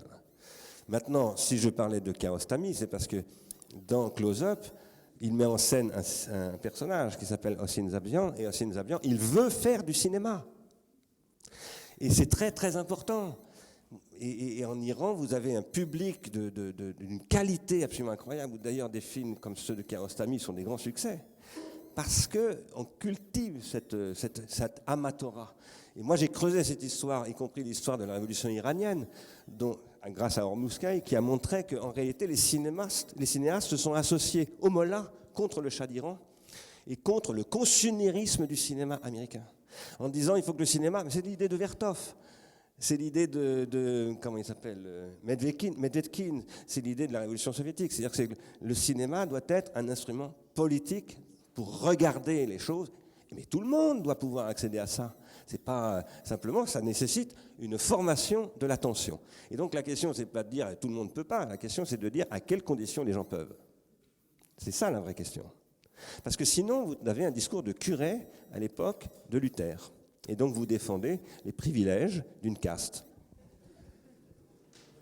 Je ne défends pas du tout les privilèges d'une caste, je défends le fait que c'est deux choses différentes, qu'on ne peut pas mélanger tout, et que avoir accès, que les gens aient accès à des caméras et puissent faire des images, bien sûr, mais ça ne leur révélera rien de plus que quand ils écrivent et quand ils lisent. Mais non, parce que le problème, moi je pense que là où c'est intéressant, c'est que le cinéma, on s'en fout. C'est pas ça qui fait que les gens sont prisonniers, victimes et esclaves d'un monde. C'est le capitalisme. Donc comment se libérer de ça? C'est pas avec des caméras qu'on va changer. Si on ne les utilise que comme ça, c'est pas. Vous voyez ce que je veux dire? C'est. Mais moi je pense que c'est beaucoup plus. Il faut montrer, il faut libérer, il faut même que les caméras réussissent à enlever les chaînes que les gens ont par rapport à l'image, par rapport au... Voilà, je pense qu'il faut donner conscience de comment c'est fait, ce que c'est qu'une image, justement, et à quel point ce n'est ni la vérité, ni la réalité, ni le... Voilà. Bah oui, mais quand même, bah oui, mais on sait, mais ça reste... Oui, peut-être je le dis mal, mais je pense que... Oui, alors je me suis un petit peu éloigné de ma question parce que depuis nous avons beaucoup cheminé. C'était pour tenter de revenir sur la question qu'a posée Paolo à propos de la résistance. Et là il est parti, je sais pas, bon c'est pas bien grave. Mais avant, donc comme on a beaucoup cheminé, je voudrais être sûr d'avoir bien compris cette question parce que là j'en suis plus très sûr. Paolo, vous parliez de la résistance, vous nous demandiez, voilà. En réalité, comment résister, me semble-t-il, au push, si on peut résister et comment on peut le faire, par rapport au push. Par exemple, si on suit l'exemple du cinéma, à l'industrie blockbuster qui produit. Est-ce que c'est bien ça, Paolo, la question de la résistance que vous avez posée? Oui, c'est ça? C'est pas ça. C'est pas ça. Je peux répondre très vite. Après, on peut parler. Mais je me suis convaincu aujourd'hui totalement que la résistance, c'est pas utile maintenant, dans ce milieu. Et il ne faut pas résister. Et Bernard le dit tous les jours, et toujours qu'il faut inventer des nouvelles façons de vie, de production. Il faut inventer des instruments, il faut inventer des moyens de pratiquer les pharmacas. Et pour un deuxième, je crois qu'il y a une chose un peu problématique, dire que la résistance, c'est pas utile aujourd'hui. Mais grâce à Tom, j'ai commencé vraiment à me convaincre de ça. Mais je ne veux pas, lever du temps. On peut parler après de ça. D'accord? Merci. Merci Paolo d'avoir précisé, parce que ma question en fait du coup doit être repensée et reformulée. Mais je voulais juste dire, peut-être pour conserver un peu de mon propos, c'est qu'en fait quelque part nous ne cessons de résister dans la mesure où nous ne cessons de désirer, dans le sens où en fait j'avais l'idée que face à l'industrie du cinéma, c'est pour rester dans la thématique de l'après-midi. Face à l'industrie du cinéma, en effet, qui voudrait un petit peu stéréotyper nos désirs et les capter. Nos désirs étant infinis, si Bernard nous l'a maintes fois dit, je crois que c'est dans De la misère symbolique, eh bien voilà, il y a une irréductibilité du désir à une stéréotypie du marché, en fait, de ce marché. Je dis ça parce qu'en fait, il n'y a pas longtemps, j'ai entendu que cette industrie du blockbuster américain chuter. C'est-à-dire qu'on n'en veut plus, on est lassé, on n'y croit plus. Bon, je pense que le marché a encore beaucoup d'avenir devant lui parce qu'il ne s'écoulera pas de sitôt. Mais j'ai entendu ça il n'y a pas longtemps. Alors moi, je n'ai pas les chiffres en tête parce que je ne connais pas tout ça. Et aussi, par rapport à Facebook, il me semble qu'on a entendu il n'y a pas longtemps que les usagers de Facebook sont en fait usés par Facebook, tout simplement. Et alors, ça ne constitue pas une résistance positive dans le sens de l'arsenal conceptuel ou d'autres types d'armes qu'on va déployer pour lutter face à ça. Mais voilà, c'est la question du désir et de son épuisement qui en fait va faire qu'on va passer à autre chose, voilà, parce qu'on peut pas il me semble, on ne le réduit pas si simplement, si facilement, voilà. Oui, une petite remarque simplement sur en fait le cinéma et Godard, et en particulier un film de Godard qu'on peut voir gratuitement parce qu'il a été produit par TF1 sur le net. C'est Grandeur et misère en fait du petit commerce du cinéma. Et c'est un très grand film parce qu'à mon avis on a deux choses qui sont posées, c'est-à-dire qu'est-ce que c'est que le commerce et qu'est-ce que c'est que l'art, et qu'est-ce que c'est évidemment que le cinéma à partir du moment où vous avez Jean-Pierre Léaud qui explique ce que c'est qu'un acteur. Et alors je pense que ça c'est un préalable à à éviter une question qui est celle qui a été dite là, c'est la question de la nostalgie. La nostalgie au cinéma, c'est grave, parce que c'est le cinéma d'auteur. Qui parle aujourd'hui du cinéma ? Eh bien, qui parle aussi aujourd'hui du cinéma ? Eh bien, en fait, avant-hier, il y a un film qui s'appelle Elysium. Ça s'appelle, c'est le titre du film. Ça se passe en 2154. Il y a les riches, entre guillemets, qui vivent sur une planète, sur une galaxie qui est absolument merveilleuse. C'est un paradis. Et sur Terre, en fait, vivent, les esclaves. On revoit là, d'une certaine manière, un remake de Fritz Lang. Et ce qui est évident là-dedans, c'est quoi ? C'est est-ce que le cinéma peut nous parler de notre époque ? Oui, quel type de cinéma ? Un cinéma d'auteur, du côté de la nostalgie, du côté de Benjamin, du côté de l'idéalisme chrétien très important de Bazin, mais qu'il faut dépasser. C'est quoi ? C'est le cinéma de science-fiction. Pourquoi ? Parce que les technologies sont abordées. La question de la technologie est abordée. Je ne vais pas développer le film. En particulier, c'est un prolétaire qui travaille dans une industrie des robots, qui est exposé à des flux et qui, d'une certaine manière, a 5 jours pour vivre et doit aller libérer, au nom de la liberté, c'est assez drôle d'ailleurs, aller libérer, et sauver une petite fille au passage, évidemment, aller libérer, les esclaves humains de la prolétarisation sur Terre, puisqu'en fait, dans l'hypergalaxie vivent, les gens riches. Voilà la question que pose, entre guillemets, Eisenstein, qui est un adorateur du cinéma, hollywoodien, mais Eisenstein ne comprend pas Griffith, parce qu'il lui pose la question, mais pourquoi il y a des riches et pourquoi il y a des pauvres ? Voilà la question que pose en fait Eisenstein à Griffith. Et aujourd'hui, le cinéma d'auteur ne pose jamais cette question-là. Je vous dis simplement ça parce que moi j'aime beaucoup Jacques Rivette.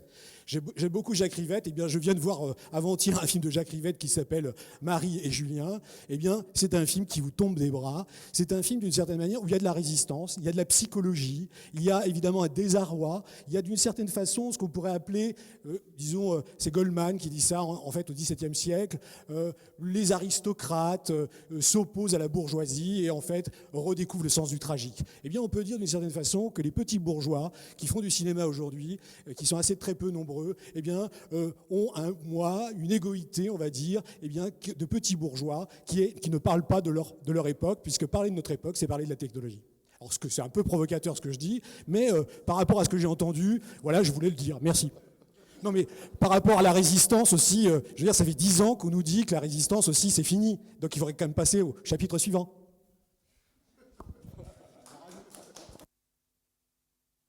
Entre les exposés de cet après-midi et celui d'Anaïs ce matin, et même peut-être aussi celui de Patrick. En fait, bon, d'abord, Anaïs s'est référée ce matin à Gilbert Simondon, mais vous aussi, je crois. Enfin, vous êtes, oui, bien sûr, référé à Gilbert Simondon. Tout le monde s'est référé à Simondon, d'ailleurs, aujourd'hui. Je pense que dans Simondon, il y a un problème. Je parle d'imagination et invention. J'ai un petit peu essayé de le développer à Cerisy. Je parle du livre Imagination et invention. Dans Imagination et invention, comme l'a rappelé ce matin Anaïs, Gilbert Simondon pose que ce qu'il appelle les images motrices précèdent les anticipations motrices, précèdent la perception. Il dit il y a des images a priori. Il emploie le mot a priori, et il l'emploie d'une manière très calculée, à mon avis. Il y a des images a priori, mais qui sont transmises biologiquement, qui sont des schèmes sensorimoteurs biologiques. Et il dit, c'est ce qu'on voit à son époque, on sait déjà depuis longtemps, si par exemple vous regardez un micro-organisme, un protiste, une amibe par exemple, dans l'eau, elle n'arrête pas de faire des mouvements dans tous les sens, au hasard, et au hasard de ces mouvements, elle va peut-être attraper quelque chose qui passe et se nourrir de la chose qu'elle attrape. Donc ce que dit Simondon, c'est qu'au départ, le mouvement, il est purement automatique, il ne cherche pas à happer un objet. Il dit aussi, le fœtus, par exemple, dans le ventre de sa mère, fait des mouvements, etc. etc. Et donc, il dit, le mouvement précède la perception et le rapport à l'objet. C'est sur la base de ces observations et d'une utilisation de Jung qu'il fait toute une théorie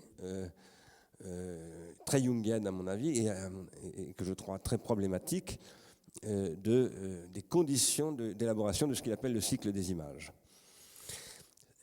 Il dit aussi que les images motrices ont une avance, il emploie le mot avance, sur les images perceptrices, c'est-à-dire les images issues de ce que j'appelle moi la production de rétention primaire et secondaire, de la perception d'un objet, du rapport au milieu, comme il dit aussi. En réalité, il ignore un point important, qui est la théorie, mais alors ça peut se comprendre parce que ça vient de paraître à l'époque, la théorie de Leroy-Gourhan qui pose qu'il y a une avance en termes de motricité chez l'homme qui n'est pas du tout liée à l'activité motrice nerveuse, biologique ou je ne sais quoi, mais une avance de la technique. Leroy-Gourhan montre que la technique est toujours en avance en termes de motricité, c'est-à-dire la technique ouvre des possibilités de motricité qui dépassent tous les concepts qu'on peut en avoir, et ceux qui exploitent le mieux ça, c'est l'armée. Parce que l'armée a un champ de possibilités d'exploitation absolument illimité. Elle a le droit de tuer, elle a le droit de faire tout ce qu'elle veut. Et alors maintenant, elle aménage au-dessus des universités canadiennes des espaces où ils peuvent... Bon, voilà. Donc on a vu ce matin très très bien jusqu'où ça va. Mais la question du cinéma, elle est là. Et moi je crois, c'est pour ça que je disais Godard, moi j'admire énormément le discours de Godard sur le cinéma, l'histoire du cinéma. Je n'admire pas tous les films de Godard, loin de là. Mais je pense que ce que Godard a dit du rapport du cinéma à l'histoire et de l'histoire du XXe siècle au cinéma est absolument fondamental. Mais en même temps, je pense qu'il y a une limite. Je ne connais aucun dieu vivant, donc Godard n'est pas un dieu. C'est un cinéaste qui est très nostalgique et très mélancolique comme moi, donc je suis capable de comprendre parfaitement, je crois, sa mélancolie. Il s'est mis en scène en train de pleurer dans un film, etc. Bon. Mais il y a une chose que Godard n'arrive pas à conceptualiser, mais qu'il a énormément essayé de conceptualiser. Et dont j'ai aussi essayé de parler dans cette conférence à Kingston College. Puisque Godard a fait une théorie de la télévision, il a fait une théorie de la caméra vidéo, maintenant il pratique, mais il n'arrive pas, il n'y arrive pas, parce qu'il a des limites, tout simplement conceptuelles, il lui manque des concepts. Et ce que je crois, moi, c'est que l'histoire technique du cinéma ne fait que commencer. Et que cette histoire technique du cinéma, l'histoire du cinéma film, du cinéma celluloïde, c'est-à-dire du cinéma chimique, ça aurait été une brève histoire, ou j'ai même dit une préhistoire du cinéma. Je pense qu'en fait, on a vécu la préhistoire du cinéma, beaucoup plus que l'histoire du cinéma. Et que le XXe siècle, c'est un siècle préhistorique quant au cinéma. Et que maintenant est en train de se produire, et là je vais vers l'exposé d'Edney, et son commentaire autour de Farocki, enfin son analyse autour de Farocki, nous sommes en train de vivre un processus qui est la deuxième époque de la grammatisation cinématographique. Le cinéma, pour moi, c'est un stade de la grammatisation. Ce que j'appelle grammatisation, alors là, je parle du cinéma technique, c'est-à-dire le cinéma des Frères Lumière, le cinéma tel qu'il apparaît en 1895. Pas le cinéma transcendantal ou atranscendantal dont j'ai essayé de parler en commentant Emmanuel Kant. Le cinéma technique, c'est une phase de la grammatisation qui permet la reproduction, la discrétisation et la manipulation d'éléments de ce que Deleuze appelait des percepts. Voilà. Et ça permet d'en faire des listes finies avec des techniques, des instruments qui permettent de cadrer, d'isoler, de monter, de traiter du signal, de supporter un signal. Alors, par exemple, à l'époque de Griffith, le signal a à peu près aucun rapport, c'est une qualité de photocopie par rapport à ce qu'on fait aujourd'hui, mais ça n'empêche absolument pas de faire des films absolument fondamentaux. Donc la question n'est jamais de savoir si la technique va être suffisamment bonne pour faire de l'art. Un artiste fait de l'art, y compris que de la merde, mais je ne pense pas aux crottes en bouteille que l'on vend au Centre Pompidou. Je pense au fait qu'à un moment donné, on se sert de son caca pour dessiner quand il n'y a rien d'autre pour dessiner et qu'on est passionné de dessin. On dessine avec n'importe quoi quand on est passionné de dessin, absolument n'importe quoi. Et ce que je crois, c'est qu'il y a une première période de grammatisation, que j'appelle la grammatisation de la perception, qui s'est produite pas seulement avec le cinéma, qui n'a pas commencé avec le cinéma, qui a commencé avant le cinéma, mais disons au début du 19e siècle, et qui au 20e siècle s'est socialisée. Et qui s'est épuisé dans ce modèle de grammatisation analogique, chimique, et qui est en train de rebondir avec une deuxième période de la grammatisation des images. Cette deuxième période qui permet une discrétisation, avec des techniques de discrétisation tout à fait différentes, qui passent par des algorithmes, des automates, que l'armée utilise énormément. Il y a Trond Lundemo, tu le connais, Patrick? Trond Lundemo. Tu ne connais pas? C'est un Suédois qui fait un travail extrêmement important sur la visionique, la surveillance policière. C'est un spécialiste du cinéma, il a écrit des bouquins extrêmement intéressants. Il a écrit sur Orson Welles et tout ça, mais il est aussi spécialiste de ces technologies policières. Et il faut le lire, parce que lui, en plus, Orson Welles posait déjà des questions comme ça, donc je ferme la parenthèse. En tout cas, nous sommes en train de vivre un nouveau stade de la grammatisation. Et je pense que, par exemple, toutes les questions que Farocki essaye de poser autour du geste, autour des objets, etc., à travers l'histoire de la peinture, évidemment, il fascine, comme vous le savez, sans doute, Edney, Georges Huberman. Didier Huberman est absolument, quand il parle de Farocki, il est allumé, littéralement. Et c'est pour une raison précise, c'est qu'ils ont la même démarche, ils ont la même méthode. Et je dis ça aussi à Patrice Delabre, parce qu'il ne comprenait pas bien l'intérêt du travail de Farocki. Il faut lire Didier Huberman pour comprendre. Enfin, il faut regarder les films aussi. Mais je pense que dans cette question que pose Farocki, que pose Godard en 1978 au Canada, que pose Didier Huberman, à savoir le détourage du visuel. J'appelle ça comme ça. C'est-à-dire le fait qu'à un moment donné, on isole dans le visuel, on découpe, y compris comme on découpe dans la journée le moment de lire son journal, et qui constitue les pratiques effectives de transindividuation. Il y a une surdétermination technologique et organologique. Si on ne la prend pas en compte, on ne peut rien dire. Donc le problème, Franck, qui t'énerve, et je le comprends très bien, autour d'une certaine crise du cinéma, on pourrait dire, qui d'un côté produit une espèce d'horrible cinéma commercial vraiment atroce, dont effectivement je confirme ce que vous dites, parce que j'ai vu les mêmes informations, les gens s'en dégoûtent maintenant, même s'ils y vont quand même par dépendance. Et d'autre part, un cinéma artistique qui a tendance quand même à beaucoup tourner en rond et à ne plus du tout se renouveler, parce que l'inventivité des années 50, 60, 70 même, c'est quelque chose d'absolument stupéfiant, et ça c'est quand même incroyablement asséché, comme le jazz par exemple. Moi je pense que ça c'est asséché. Mais je ne dis pas qu'il ne se passe rien, mais après je pense que ça c'est asséché, et je ne suis pas seul à le penser. C'est le discours d'absolument tous mes amis. qui sont tous cinéphiles. Non, mais moi je vous dis ce que disent mes amis. Je crois que ça, il ne suffit pas de penser, par exemple de discuter sur qu'est-ce que c'est que faire un film, qu'est-ce que c'est que l'art. Non, il faut essayer de faire ce qu'on essaye de faire ici. C'est-à-dire que le problème des cinéastes, c'est le même problème que les philosophes. Ils n'arrivent pas à penser la dimension organologique du cinéma, comme les philosophes n'arrivent pas, ou comme les politiciens n'y arrivent pas. Pendant ce temps-là, l'armée y arrive très très bien.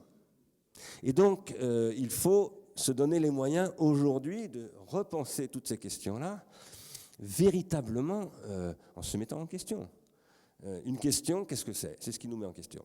Sinon, ce n'est pas une question, c'est un joujou, un gadget de tourisme culturel. Mais ce n'est pas une question. Une question, ça nous met en question. C'est-à-dire que ça nous bouleverse totalement. Sinon, ce n'est pas une question.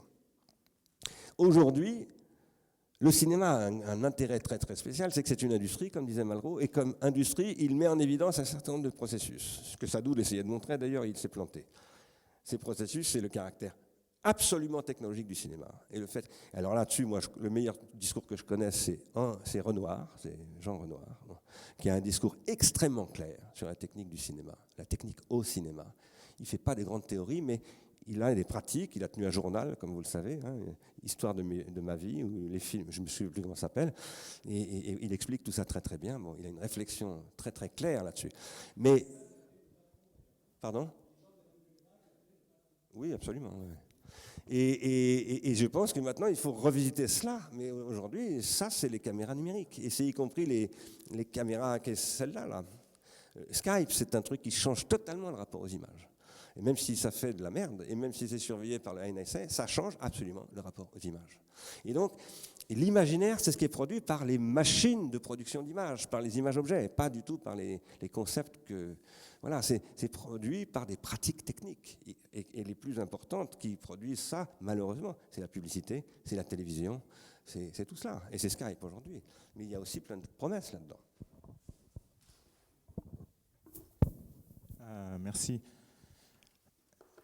J'ai remarqué là que, puisqu'on parle de cinéma et d'image, il y a une dimension. Donc le cinéma, c'est l'image sur le temps. Et il faudrait parler, je ne connais pas du tout parce que j'étais addict, mais j'ai évité d'y remettre les pieds parce que ça prend tellement de temps, c'est les jeux virtuels. Et là, on se remet dans un système en réseau. Et si le cinéma, c'est l'art du temps, le virtuel, c'est l'art du possible. Et je pense que quand on va dans les confs de hackers, c'est les massively multiplayer games. Et il y a des choses probablement très bien et probablement très très mauvaises là-dedans, comme toujours d'ailleurs. Et sur ce bien et mal, pour éviter d'être manichéen, il faudrait, je sais que vous ne l'êtes pas, mais pour le push et le pull, il faut faire très attention aussi parce que le blogging, c'était du pull. C'était du pull. Donc, on allait sur un site web en suivant son réseau social d'amis ouvert à l'époque. On trouvait un blog, on s'abonnait, on faisait là, c'était son browser qui faisait un push, mais ça revient au même. C'est presque impossible de trouver la différence entre si j'ai un robot qui va chercher des pages pour moi ou si je navigue. Évidemment, si j'ai un robot, je peux suivre les... Et il n'y a pas de raison pour laquelle Mediapart ne veut pas avoir un fichier RSS que je peux suivre. Et donc... Et c'était pour revenir là aussi sur le problème qui a été posé de... Voilà, les gens, ils voient leurs films chez eux. Comment est-ce que il manque le social? Eh ben, ça serait ma thèse que c'est pour ça que Facebook a émergé. C'est que ça résout ce problème. Ça résout le problème mal, ça crée un NSA et ça crée les problèmes de surveillance généralisée, mais ça résout ce problème. Et c'est donc ce problème-là qu'il faut résoudre sans la NSA et tout ça. Mais il faut bien voir où est le problème qu'ils ont résolu. C'est que quand on est sur Facebook, on peut trouver un film, on le met en place, fait par un amateur, fait par quelqu'un complètement inconnu, et ses amis vont le voir, ils vont le revoir, ils vont le mettre sur leur page, et comme ça, des petits... moi, je mets tous les cours de Bernard là-dessus, et d'autres personnes peuvent y accéder qui n'auraient jamais vu ce film d'eux-mêmes. Donc, il y a ces techniques ce sont donc ces réseaux sociaux qu'il faut reconstituer. Ça fait partie de cette organologie qu'il faut mettre en place pour cette transformation du cinéma, mais aussi de ces autres médiums qui sont en train d'émerger. Voilà. J'ai des considérations sur l'exposé de Tom. Tom, tu as dit, voulez-vous que je parle anglais? Tu as dit que nous sommes par défaut toujours déjà en retard. Je crois que c'est une phrase très importante. Et tu as dit que c'est l'effet de la construction du temps réel. Je crois que c'est un cas particulier d'un effet plus général. C'est l'effet, je voudrais dire l'effet de la construction de la métaphysique en général. Parce que si la réalité, ma définition de métaphysique, c'est une réalité qui est déjà là. Et si la réalité est déjà là, nous sommes en retard. Et je crois qu'il faut trouver des moyens pour en finir d'être en retard. Et peut-être que la pharmacologie positive, c'est un moyen pour en finir d'être en retard. Je ne sais pas. Je ne sais. Qu'est-ce que tu penses?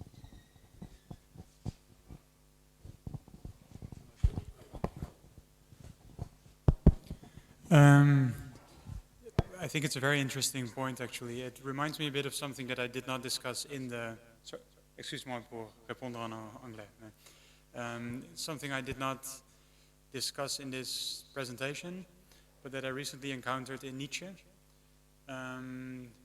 which Nietzsche writes around the time that he's working on the second untimely meditation, which is, of course, always presented as a meditation which is about history and a critique of history.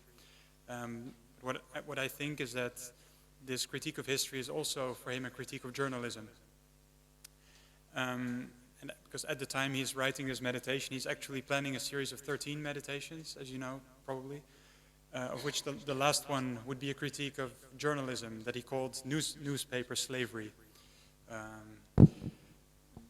What strikes me as interesting is that in a few notes that he did not include in the essay, he compares the historian to the newspaper editor. And that's why I'm kind of connecting it to my talk.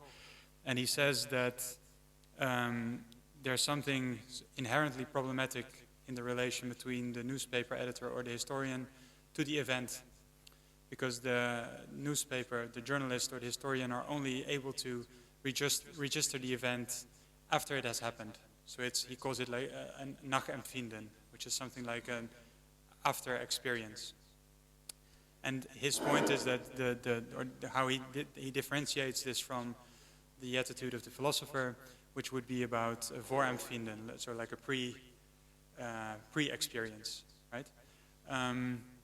So that strikes me as something which is both related to your suggestion, this, I mean, if I understood it correctly, as a kind of argument or proposition in favor of a way of thinking which is not en retard, but which is, as it were, more based on the propositional.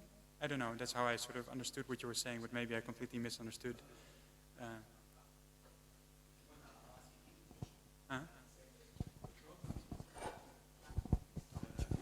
What you said is what is said. I mean, we are always already late by default, and as an effect of the construction of the temps réel.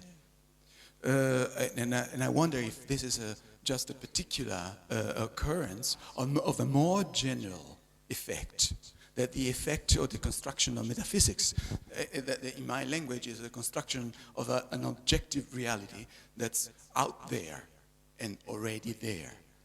And in this construction, if the reality is already there, we are always already late. So I wonder if we can construct something in order not to be late, at least after 25 centuries. It's time.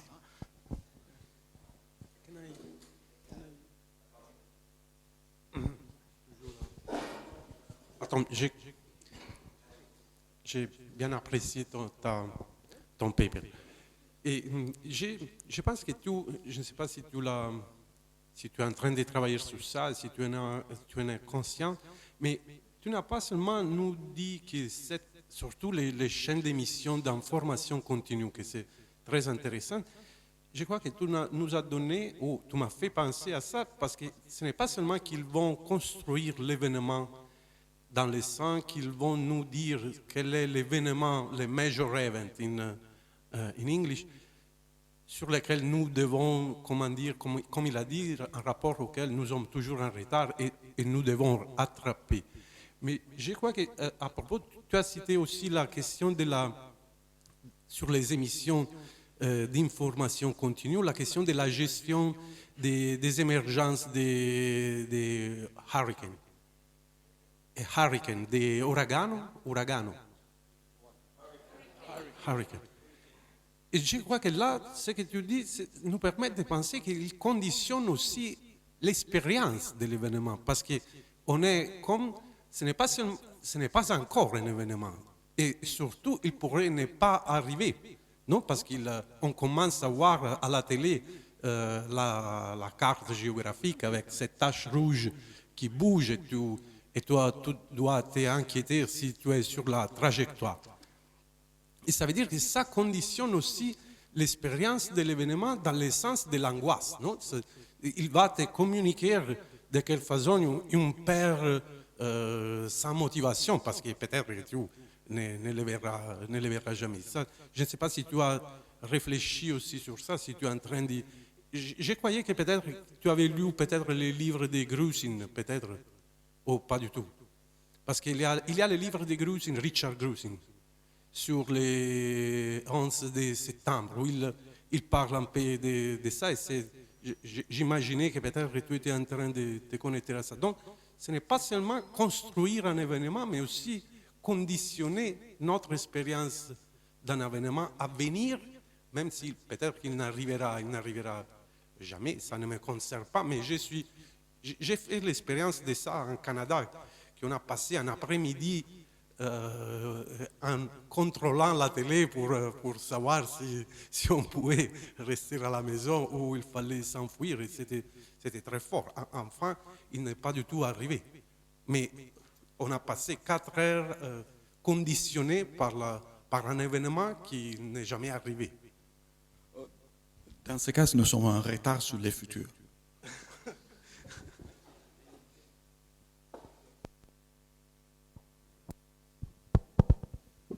I will only respond. I think it's a very interesting suggestion, and it's not specifically something I've addressed, but I could again mention in this context Nietzsche, because I think it's again kind of interesting, and that also relates to what Bernard said earlier in terms of like how you conceive of the event and what it means for an event to properly happen, in the sense that Nietzsche always compares events to sound.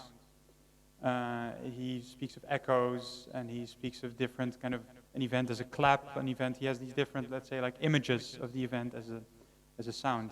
And what is for me important of that is, I think something he also mentions at the beginning of the 4th untimely meditation, is this understanding of the event as something which is not only like the event in itself, let's say, but is always broader. For him, it's always about the way in which this event in itself resonates. And I think in that sense, that is precisely what I think I'm interested in, and what I'm sort of trying to focus on in this work is this kind of a critique of the news or the news industry, which does not specifically focus on the content, but is more about like the way in which it sort of in a more general sense, I guess, like structures our experience. I think that's what you were pointing at, right? So, yeah. But thanks very much. Je voudrais dire un mot sur la question du retard et de l'invention et de la résistance. D'abord pour dire à Ricard, donc, alors je reprends le mot retard en un sens, il faudrait que j'ai pris des notes, il faudrait un peu de courant, pardon. Le retard, au sens, appelons ça épiméthéen du mot, prométhéen et épiméthéen du mot, on ne peut pas l'éliminer, c'est le défaut, le retard. c'est le déphasage dont parle Simonon, c'est le retard. C'est un nom du retard, en fait. Un déphasage, c'est une forme du retard. Et la question, c'est de toujours transformer le retard en avance. Ça, Derrida disait des choses aussi là-dessus intéressantes. C'est-à-dire que pour pouvoir être en avance, il faut être en retard. On ne peut pas... et en fait, c'est une illusion qui fait qu'on pose que... C'est une illusion, c'est pas évident seulement une illusion, mais il faut faire très attention à ne pas opposer l'avenir et le passé. Par exemple, moi, il veut me parler de Hume. Ça m'intéresse beaucoup, Hume, peut-être pas dans le même sens que ton auteur favori, mais parce que chez Hume, la rétention, c'est chez Hume que Husserl a commencé à penser la rétention. Hein. C'est important de rappeler ça. C'est aussi une protension. C'est-à-dire qu'il y a un stade où la rétention est une protention et réciproquement. Voilà. Et ça, c'est très très important de bien comprendre ça. C'est ça la question de la trace, d'ailleurs. Alors, cela étant, je pense que la question de l'invention, qui est le cœur là, de la discussion hein, aujourd'hui, hein, y compris avec Laetitia, c'est ça qui est en jeu. Invention et création, d'ailleurs, ce qui n'est pas la même chose. La question de l'invention, c'est comment je fais de l'avance avec du retard. Je pense que c'est ça un inventeur, c'est-à-dire avec du déphasage. C'est ce que dit Simonon. Il dit le cycle des images, il devient inventif lorsque l'inventeur, enfin celui qui éventuellement va peut-être devenir inventeur, est déphasé, c'est-à-dire bouleversé, que son système ne marche plus, etc. Et c'est évidemment parce que dans le milieu dans lequel il vit, le milieu est sursaturé. Cela étant, le retard, parce que tu disais, Ricardo, il faudrait arriver à éliminer le retard. Tu ne peux pas éliminer le retard, et c'est ça que veut dire le pharmacone. Le pharmacone fait que tu produis, par exemple, avec du retard, tu fais une avance, donc tu inventes quelque chose, tu produis un pharmacone, autrement dit, puisqu'une invention, ça donne un pharmacone. Le pharmacone te remet en retard à tous les coups. Tu es toujours dépassé par tes inventions. Et tu ne peux jamais les... Donc la question, ce n'est pas de dire on va supprimer le retard, c'est de mettre en place des protocoles, des formations de l'attention, des nouvelles dispositions, pour faire en sorte que, autant que possible, je vais transformer le retard en avance. Je vais rendre capable la société de produire de l'avance avec le retard. Et demain matin, si j'insiste, je voulais insister un peu sur ce point pour enchaîner sur ce que disait Paolo tout à l'heure, parce que demain et surtout après-demain, je vais, enfin les deux, dans mes deux petites interventions, après-demain sera un peu longue, mais je veux faire avancer l'idée que nous soutenons Arsène Israélis, qui est que les mouvements sociaux doivent inventer, pas résister, effectivement. La résistance est suicidaire. Et qu'aujourd'hui, inventer, ça veut dire inventer de nouveaux protocoles de format de données, de nouveaux algorithmes, de nouvelles caméras, de nouvelles scènes de cinéma, etc. C'est inventer de l'organologie et arrêter de dire... Alors j'en ai parlé il n'y a pas très longtemps, quand, par exemple, un type qui s'appelle Galilée, vous avez peut-être entendu parler de lui, il a joué un rôle important dans notre existence. Galilée, un jour, est tombé sur les lunettes qui étaient produites à Amsterdam par des tailleurs. Voilà. Et il s'est emparé de ces lunettes. Mais qu'est-ce qu'il en a fait? D'abord, il a refabriqué une lunette. Il l'a refabriquée et il a commencé par la théoriser, c'est-à-dire qu'il l'a mathématisée. Et il en a fait, alors avec quelque chose que les opticiens, dont Spinoza faisait partie, il y en avait beaucoup dans les Pays-Bas à cette époque-là, hein, produisaient et qui commençaient à produire ce truc qui allait devenir la lunette pour aller à l'opéra, voilà, qui servait pour la noblesse et tout ça. Lui s'est dit, ça va devenir un instrument scientifique. Mais il n'est pas du tout allé acheter des lunettes au marché d'Amsterdam. Il a fabriqué une lunette, il l'a conçue, et sur la base de cette conception de la lunette, il a inventé la physique moderne. Et la lunette est devenue... Alors je ne dis pas qu'il a pensé la lunette en tant que telle, mais il n'est pas allé chez Facebook chercher un réseau social. Ce que je veux dire par là, c'est qu'il faut arrêter de dire on va prendre le réseau social de Facebook, on va prendre le moteur de recherche de Google. Enfin, il faut nous mettre, nous, à développer ces instruments. Parce que si nous ne les développons pas, c'est l'armée qui les développe. Voilà. Et le capitalisme, avec ses intérêts qui sont devenus extrêmement toxiques. C'est pour ça que nous insistons tellement ici, Laetitia, sur ces questions. C'est pas, on s'en fout du cinéma, nous, de la peinture et même de la philosophie. On s'en fout, mais totalement. Ce qui nous importe, c'est l'avenir de la planète. Et l'avenir de la planète, il passe par la capacité que nous allons avoir à penser la technicité de tous ces trucs qu'on appelle la philosophie, le cinéma, la religion, la psyché, l'appareil psychique, etc., etc. En ce moment, nous sommes dans une situation extrêmement difficile, qui me rend mélancolique, j'arrête pas de le répéter, et qui nous rend tous un peu compliqués, parfois hystériques, paranoïaques, schizo, les deux, tout ce qu'on veut, ce dont parlait Michel ce matin. Mais il en va ainsi, en particulier parce que nous sommes dans un autre milieu associé, qui est devenu planétaire, ce qui est la première fois. Milieu associé au sens précis que donne Simondon à ces mots-là. Hein. Notre milieu associé commun, c'est-à-dire notre système technique commun, c'est ça le milieu associé commun, et sursaturé, c'est-à-dire qu'il est bourré de possibilités. Ce que dit Simondon, c'est que des choses peuvent se produire quand un milieu est sursaturé et qu'il n'est pas encore individué. Autrement dit, il y a des tas de possibles, mais il n'y a pas encore d'individus qui se sont emparés de ces possibles. Dans les années 80, selon moi, le cinéma et la télévision, ce n'est pas du tout la même chose, mais en même temps, ce sont des choses quand même très liées, surtout à partir de Canal+, en France, entrent dans une crise, une très grande crise. Et cette crise vient, selon moi, du fait que les possibles qui étaient ouverts par le milieu sursaturé apparu au XIXe siècle des technologies analogiques ont été totalement individués. Et donc, on arrive à une espèce de fermeture. C'est comme, moi j'ai été quelqu'un de totalement fou, non pas de cinéma, mais de jazz. J'ai fréquenté plein de gens, je connais Archie Shepp, j'ai fait de la musique même, et j'ai monté un club de jazz, enfin j'ai vécu ce qui s'est passé entre grosso modo 58 et 68. Et même jusqu'à 78, parce que jusqu'à 78, ce qui est l'année de mon incarcération, il se passait plein de choses dans le jazz encore. Et quand je suis sorti de prison, il ne se passait plus rien en fait. Je continue à m'intéresser au jazz, je vais à un festival de jazz bientôt, etc. Mais ce qui s'est passé dans les années 60-70, incroyable ce qui s'est passé, une espèce de prolifération. Eh bien c'était des agencements, comme disait Deleuze, qui se produisaient là, des agencements entre un certain nombre de choses, y compris la guerre du Vietnam, la lutte des Noirs américains, comme Jean-Louis Comolli, dont on a parlé tout à l'heure, c'est vous qui avez parlé de Comolli, a écrit un livre dessus qui est très intéressant, qui s'appelle Free Jazz and Black Power. Et à un moment donné, ces agencements se sont épuisés, en fait. Et ces épuisements, ils viennent de transformation. J'ai écrit un texte en 85 sur Charlie Parker, et j'ai essayé de montrer que, en fait, Charlie Parker, c'est pas moi qui ai dit ça, c'est Ross Russell, c'était le biographe de Charlie Parker, c'est quelqu'un qui a su agencer le saxophone et le phonographe. Billie Holiday, c'est quelqu'un qui a su agencer sa voix avec la radio. Et pas pour passer à la radio. Elle se foutait complètement de la radio, Billie Holiday, et de la radio en tant que chaîne de radio.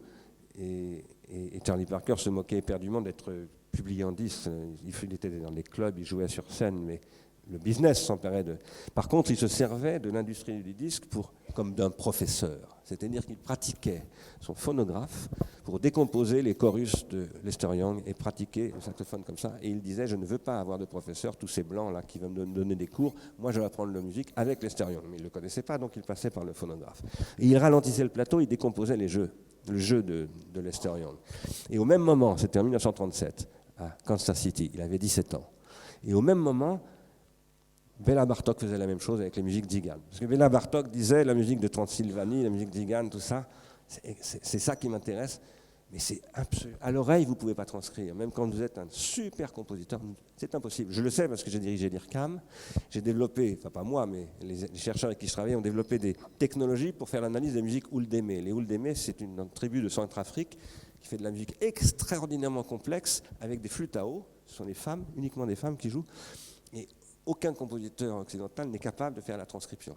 Donc on a mis au point des logiciels d'analyse automatisée du signal pour pouvoir faire ces transcriptions. Mais si je dis cela, c'est pour une raison très précise. Ce que Bartók dit, en 1937, le grand révolutionnaire en musique, c'est Thomas Edison. Parce qu'il a inventé un instrument qui s'appelle le phonographe, et le phonographe transforme totalement l'écoute de la musique. Et au moment où il dit ça, 1937, Charlie Parker utilise le phonographe comme lui. exactement comme lui, pour faire la même chose, mais pas avec la musique Gigan, mais avec la musique de Lester Young. Et ça produit ce que Deleuze appelle un agencement. C'est ça que nous essayons de penser. Et je crois que l'invention, aujourd'hui, pour penser ça, il faut inventer. Voilà, c'est ça que je veux dire. Maintenant, il faut pas que nous... Parce que si nous laissons, nous emparons des technologies que produit Facebook ou je ne sais pas quoi, on sera toujours en retard. Ils ont toujours 15 longueurs d'avance. Donc, il faut produire des alternatives. Parce qu'en fait, ces modèles sont mauvais. C'est ça que disait Youk l'année dernière ici. Le modèle de Facebook, ce n'est pas du tout un réseau social, Facebook. C'est un réseau antisocial. C'est un réseau qui détruit la transindividuation. Par contre, il y a dans le Facebook, j'en parlerai dimanche matin, il y a des processus de grammatisation que Facebook s'est approprié, a monopolisé, et dont nous devons nous emparer, nous. Ce sont des tendances techniques. Et ça, c'est ce que Simonon ne pense pas. Mais aujourd'hui, il faut penser les tendances techniques. Et ces tendances techniques, il faut nous en emparer pour en faire de l'invention technique nouvelle, des perspectives organologiques nouvelles.